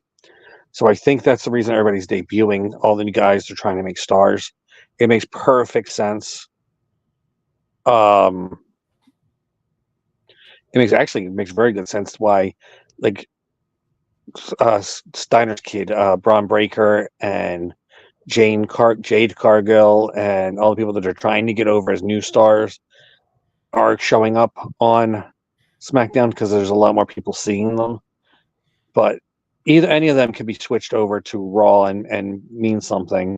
It really does need what they should do is what I would do, how I'd make this fresh. Raw and SmackDown, the only people that are guaranteed to stay in the company are the champions. The women's champion, tag team champions, the whatever secondary belt is US or Intercontinental they have on the program. That's the only championship. That's the only people that are guaranteed to stay in the company. And then everybody else will just all of a sudden, you never know who's going to show up on here. Some people will stay, some people no. But every other talent from the ring announcers to the wrestlers to the commentators, everybody else is part of the draft. And you won't know. I wouldn't even broadcast the draft, like what the draft is happening. I would just say, on Raw, we're going to have our new superstar. See who's drafted on Raw. And then do everything as like a surprise where you never know who's going to wrestle. And then do the same thing for SmackDown. And then, go, hey, there's not just these wrestlers. We got more signed. Wait to see you next week. You'll see some other wrestlers in action, and stretch it out for 2 weeks. You could probably get 2 weeks of seeing who's going to debut and make vignettes to people that aren't going to debut that you're trying to get over to that aren't wrestling on those next two. Have a vignette for. You've gone back in the can. Can you hear me now? No, you're back in the can. I mean, I can hear you. I'll come back in a second. All right. So,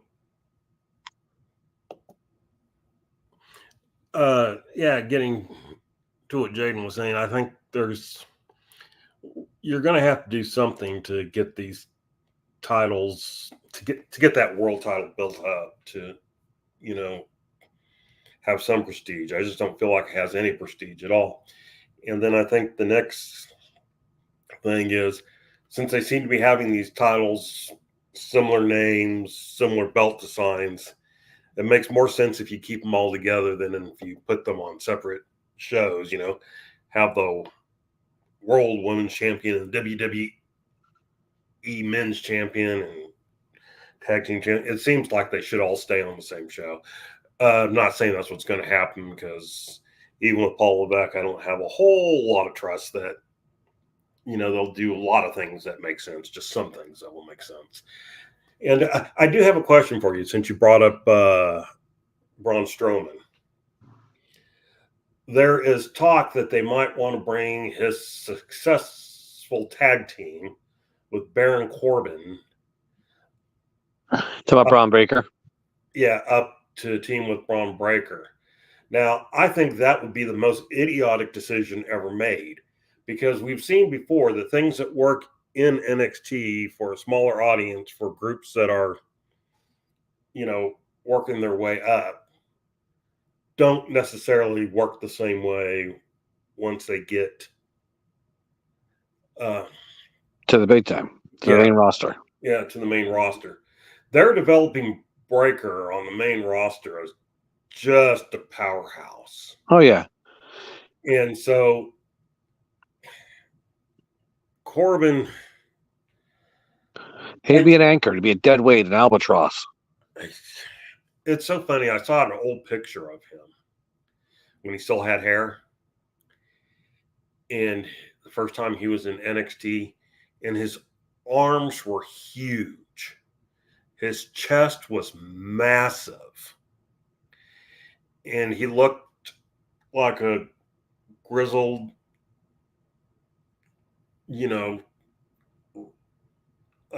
kick-ass guy.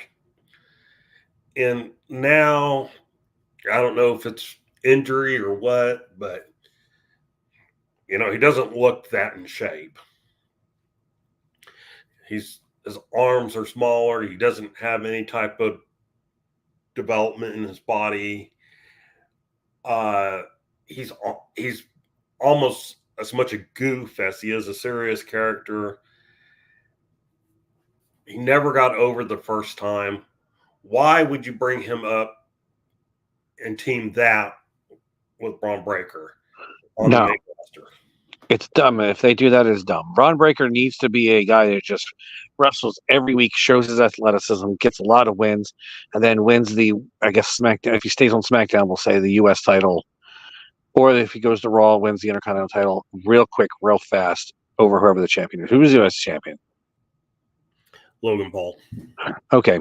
I don't think you should do it over Logan Paul. I definitely think you should go to Raw instead and just absolutely destroy Sami Zayn. I could certainly see that. Immediately, people will be upset, but that would put him in a huge spotlight right now. The Intercontinental Championship, and he could just be, he just needs to make that himself super over in that IC belt ring. All right, I have another quick question for you that's WWE related. Chad Gable turned heel. Sami Zayn. Anybody knew anything about wrestling saw it coming a mile away. Smart decision, bad decision? Smart decision. He needed. He's still suffering from the Shorty G days.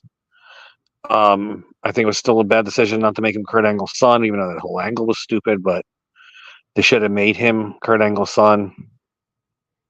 The whole reason apparently it wasn't because everybody kind of knows Kurt Angle does have a thing for women of certain colors and certain skin tones, and that was an inside joke because of that, and that's why the other guy got the role. But it should have been short. It should have been Chad Gable. He should be treated seriously. I don't think he needs should get the Intercontinental Championship. I think reality, maybe a part of a stable with Braun Breaker. Braun Breaker's leader, Chad Gable, and maybe somebody else who's a serious wrestler. You put in that group, and maybe as like their own little thing. But even then, I still think Braun especially needs to kind of stay by himself. But I always did like Chad Gable, and I think he could be something in the roster. Right now, he loses to Sami Zayn and maybe goes to SmackDown and again reinvents himself. I think that could happen. Does this end Alpha Academy? It really, really should. Alpha Academy was kind of a joke. I mean, legitimately wise, Otis is a tough as nails wrestler. You sent me a match of his where on the amateur circuit, and he is a very, very accomplished and a very strong man too. His strength, he does look like he's strong, but he's even stronger than he looks. Yeah. But that match, he got a pinfall victory in a Greco-Roman by doing a 4-point throw. Anybody know about Greco-Roman? Greco-Roman's only upper body throws and is significantly harder. Wrestling is the hardest sport, and there is a debate whether scholastic and freestyle wrestling is in Greco-Roman, which one's tougher. They're both extremely tough in different ways, but the amount of upper body and core strength and even leg strength you have to do Greco-Roman is insane, By the especially way, when you're Chad the size Gable of was Otis. also Greco-Roman. What was that? Chad Gable was also Greco-Roman. Yeah, and that's why his quads are so huge, and he's got a strong core too. It's why he can hit those suplexes on so many bigger guys. I think now a serious Chad Gable can mean a lot to either roster in the WWE. Talked about the draft. I could certainly see the draft ending Alpha Academy. Does that play a role into the disintegration of Judgment Day? Judgment Day? Yes.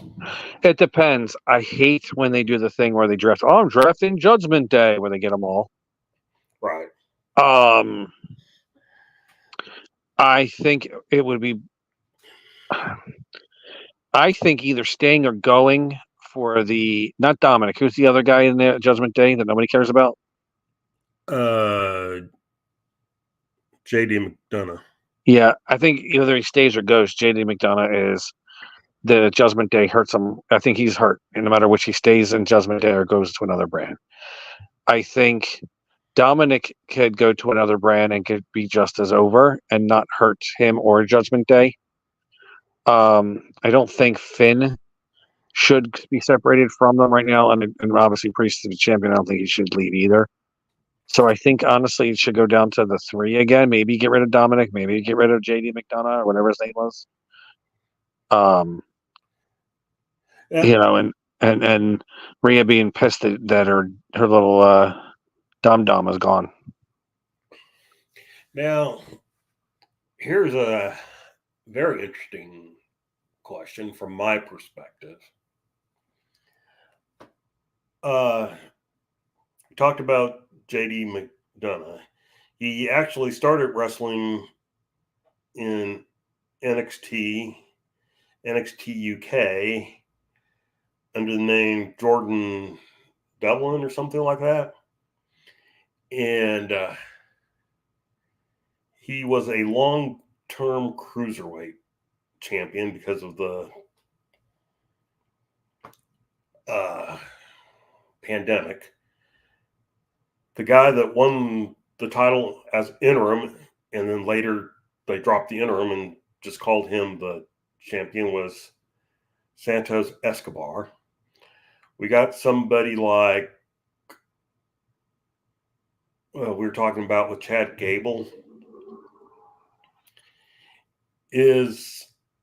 Should WWE look at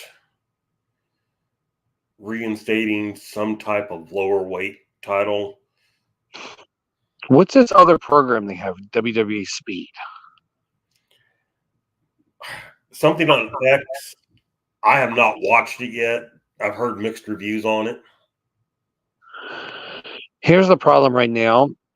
Because it's a 3-time failure in the WWE, the Cruiserweight Championship, I think, would be detrimental to anybody that holds it. I know Triple H is a lot better at something with the Cruiserweight Championship. He wanted to bring it back to begin with, but I think any lighter weight championship right now should not happen for at least 10 years before the WWE tries bringing it back until nostalgia hits. Well, the only reason I bring it up is because there are stories that TKO wants something that will match similarly to UFC. Weight divisions? Yeah, not necessarily weight divisions has been brought up, but not necessarily like every weight division. But like maybe a heavyweight, middleweight, and lightweight or something like that. That's one way to get belts that mean something. You have your heavyweight world champion, your welterweight world champion, your featherweight world champion, your cruiserweight world champion, your light heavyweight world champion. And then you get the similar in the women's division. Tag team would be interesting. How they're going to have different division tag teams or whatever. But I hate that. To me, a tag team's a tag team. But yeah, it'll be interesting. It'll be something new. I don't know when the last time that's been done, but even when it was done, I don't remember it being done well. I was going to say 50s, I think. Yeah, I mean, the NWA World's Junior Heavyweight Championship as a touring championship was not up there with the world title, but it was a big deal. It was, and it did go to Japan too. All the way up until I'd actually say probably the very late 70s, early 80s, the World's Junior Heavyweight Championship was a major deal as a drawing traveling champion. It was held up there, I think, really until Dusty. Yeah, when Denny Brown and other junior heavyweights were losing as jobbers constantly on TV while wearing that ugly ass belt. Yeah. I think that definitely hurt the prestige. But also, Denny Brown was a very good wrestler, but he just didn't look like somebody you would fear. You know, at least, even though he was old and bald and everything like that, what was his name? The junior heavyweight that never lost the NWA title and just brought it with him to another company. Nelson Royal. Yeah, Nelson Royal at least looked tough. He was a cowboy. None of the other junior heavyweights posts, except for Nelson Royal in that time period, looked tough. Chavo didn't look. I mean, not Chavo. Hector didn't look tough. Either did Lasertron. Right. Danny didn't look tough, and none of them looked like they could have actually beat anybody up, except for maybe Nelson Royal. Yeah, a young Mike Davis held the titles. Yeah, he was so skinny. He used to have to be careful taking a shower. He might fall through the drain. And they would have this habit of putting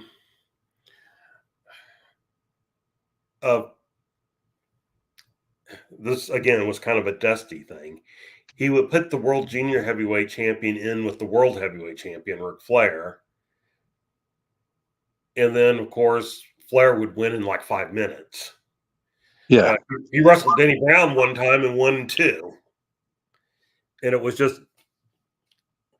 And a lot of people don't know that Mr. Electricity, Steve Regal, who held the AWA Light Heavyweight Championship for over a year, I think, came back in and won the NWA Championship, Junior Heavyweight Championship, and he was gone 30 days later. That's how Denny Brown got his third reign. But the reason Regal took off was because basically he said he didn't want the title treated like a joke. And he felt like they had treated it as a joke with Gary Royal and Denny Brown and everything. And that he wasn't just going to be, as you put it, a jobber. Yeah. And so, of course, one of the first things Dusty does is he wants to put him in the ring to lose to all these heavyweights. And he said, nope. And he took off. Which is funny because he went to the WWF, I was told he made like 5 to 6 times as much money and was basically a jobber. Yes, but he was making 5 to 6 times more money. Yeah. And I think that was the thing. And I think that's what they brought him in under. Basically, come up here and we'll pay you, and you can help get some of our guys over. It's like, okay, that's my job here. Well, that's not what he told was going to happen by Dusty. And so, yeah, him and Garvin got over very, very well in the AWA. I think they could have done a lot with that. Yeah, and that's the problem too with the when the Dusty took over and the Crockett's took over Central States. A lot of the top wrestlers that they moved over to Central States were the guys that were losing every week on television. Well, they put the Central States title on Sam Houston, which at least they were somewhat slightly pushing him. But they put the Central States tag team titles on the Thunderfoots. Please don't ever remind me of that. Yeah, I never understood what Crockett was smoking when he took over. When he took over Central States. No wonder he sold it a year later. Didn't even sell it. Oh, did he just give it back? He just stopped running. What's his name? The former president, Geigel, and Bob Brown just basically started running it again. They got permission to have the Mod Squad lose the tag belts and Bill Dundee to lose the title, and then they were basically gone after that. Yep. And then they renamed themselves. Yeah, the WWA. Right. With something George as the champion. Mike George, who was kind of pudgy but was an incredibly underrated, talented wrestler. He was probably more talented than, even with being all that weighty, that barrel chest and that weight he gained on everything, than probably Central State was used to, because Bulldog Bob Brown kept putting everything on him when he was the booker, and he was god awful. That's true. Very true. And I wasn't ever a big, even though I could see somewhat, like early in his days, how he was decent. Who was the guy? He always used to bring. He was friends with Bruiser Brody, so Bruiser Brody was always everywhere he would book. He'd bring Brody and Abdullah with him. I don't remember. He wore the T-shirt. God, I can't think of his name. Anybody can help me. But he was like a booker that booked a lot of places, just never booked anything well. Was it Robley? Yeah, Buck Robley. Yeah. Well, he booked Houston, brought Brody in, and wanted Brody to do something. Brody refused, and just like sat in the ring. He was good buddies with Brody, but Brody would do that if he didn't want to do something. He wasn't going to do it. Yeah, and so he didn't last long in Houston. That was the last Brody worked Houston. But yeah, I can't remember. I don't even think he necessarily wanted him to lose, but he wanted him to get beat up. And, there are only two people on the planet that Brody was going to get beat up for. One was Fritz von Erich and one was Baba. Yeah. And if you weren't those two, nope. Wasn't going to happen. He got very along with Bockwinkel, though. Out of all the wrestlers I've seen wrestle Brody, Bockwinkel got more offense on Brody than I think that any other wrestler ever did. Probably. Brody was a strange man. If he respected you, he was a little bit like Andre the Giant. His opinion of you was his opinion of you. And if he respected you, he basically always did, unless you asked him to do something stupid, a la Robley. And if he didn't respect you, he was never going to respect you. Al Snow tells a story about having to wrestle Brody in a AWA in a handicap match, him and a partner and stuff like that. And he had just been beaten up by Scott Irwin and had lost his vision.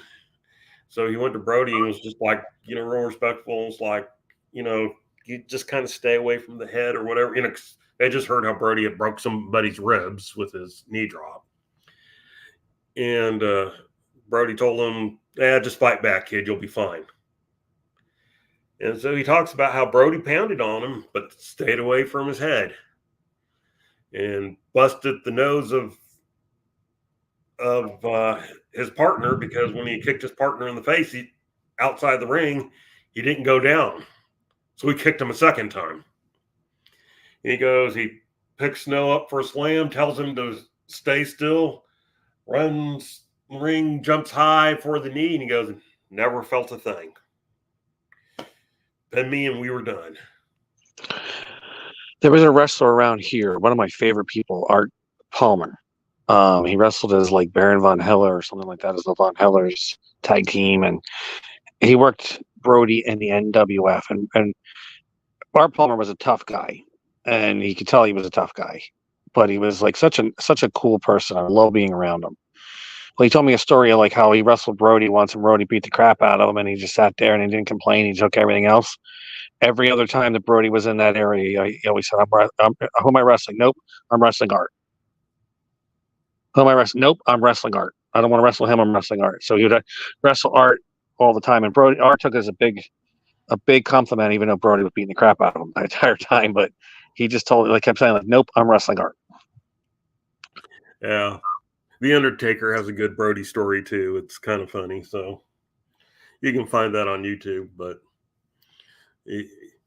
as he put it, he lost his mind for a moment. Yes.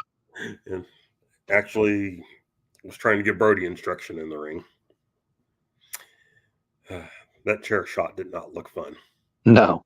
It's funny. Brody wrestled The Undertaker and Big Van Vader, just unfortunately a little bit too early for both of them. Yes.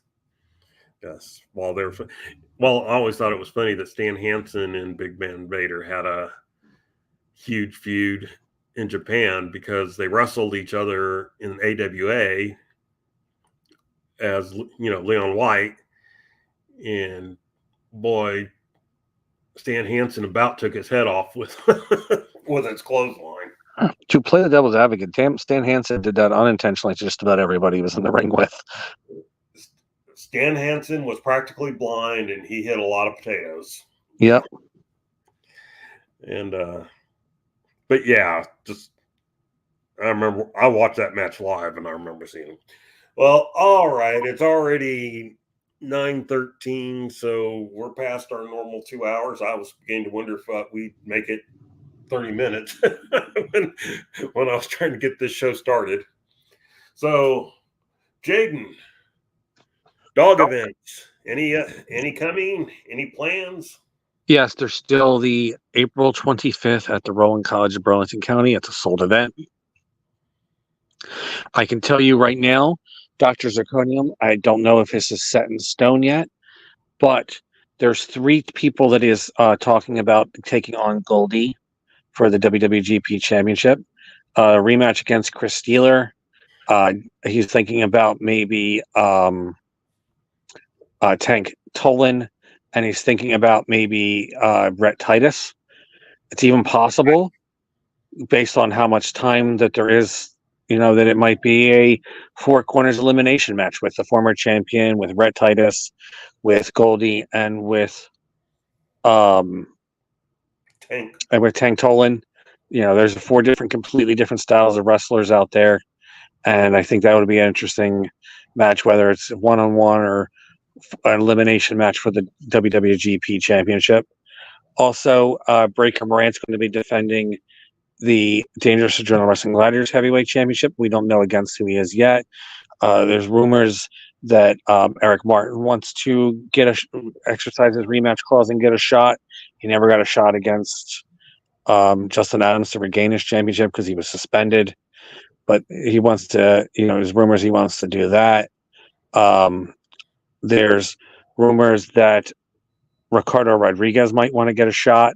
He's been negotiating to try to get a championship match against Breaker Morant for the Dog Championship. And Nick Botti, he still was impressive. There's rumors that he's also trying to get a rematch against Breaker for that championship. So there's a lot of, moving parts that they're trying to happen. I don't know what the match is going to happen. I think I don't know what inks have been signed or anything's been signed, but that's really cool. And I know he wants to do, again, depending on how the injury to Patch is, a proper 2-on-2 match with the Old School Empire against the War Devils. So that's something I think we might see that's going to be really, if that happens, the champions exercising their championship clause and maybe regaining against the War Devils. It's all I could really see happening, honestly. But either way, I'm sure the fans at Rowan College of Burlington County and people who are following the YouTube, if you just sign up now, there's a match was posted recently between WWGP champion Chris Steeler against Goldie when Goldie won the championship. Spoiler alert. That's on there now, and I heard the next match is going to be the WWGP Women's Championship match for the Held Up Championship So that's that's also something if you want to stay tuned, come see it. That sounds like a great thing, and that's open to the public in general. No, that's exclusive to the students of Rowan College of Burlington County. But if it goes outside, there's nobody really stopping you from sneaking on the campus and watching it. It's supposed to be outside, weather pending. So if that ends up happening, the weather's kind of nice. I don't know who really would stop you to come check it out. It's going to be in the middle of a court. Really neat looking. It's going to look really neat. It kind of reminds me of when WCW couldn't get Universal Studios, so they went to this back lot that had a bunch of buildings on it, and they put the ring there, and there was a bunch of buildings around it in this lot. That's what it'll kind of look like in a weird way. And I guarantee some dumbass is going to try to talk me into somebody into letting them jump off the roof. Always. Yeah. It's being recorded? It is being recorded. It will be on YouTube too, so that's another reason. Besides the remainder of the matches from Rowan University from past Thursday, there's going to be the matches from Rowan College of Burlington County. We're going to end up on there too. And don't forget, Breaker is also defending, assuming he's still champion, against Kurt Robinson, the amateur wrestler, at the Mawa event on May 25th. And they're still trying to find a building. Finding building is really the hardest part. Incredibly. I've been looking around here in the Fort Worth area. There's so many things. You need a building with a decent size, a good parking. New Jersey's got that stupid 9/11 law that they sometimes enforce and sometimes don't, where you're only allowed to have as many seats sold for as many cars. All right, you can have 2 seats sold for every 1 car that in the parking lot. So if you could have 20 cars in the parking lot, you're allowed to have 40 seats sold. So that's stupid and it's annoying, but some places enforce it, some places don't. Got to have the height of the building, the cost of the building, whether you get concessions, how often, when you can get in there, if they're going to be exclusive to you or they're going to let every Tom, Dick, and Harry try to run there and screw up everything. There's so much difficulty out there when it comes to getting a good building. And then when you do get one, it gets sold to be a pot dispensary and a warehouse. Well, the problem I have is that places that hold sporting type events don't want wrestling, and places that would do wrestling are more event centers that typically do birthday parties, weddings, at a much higher cost. Graduations and stuff like that, and so they're expensive.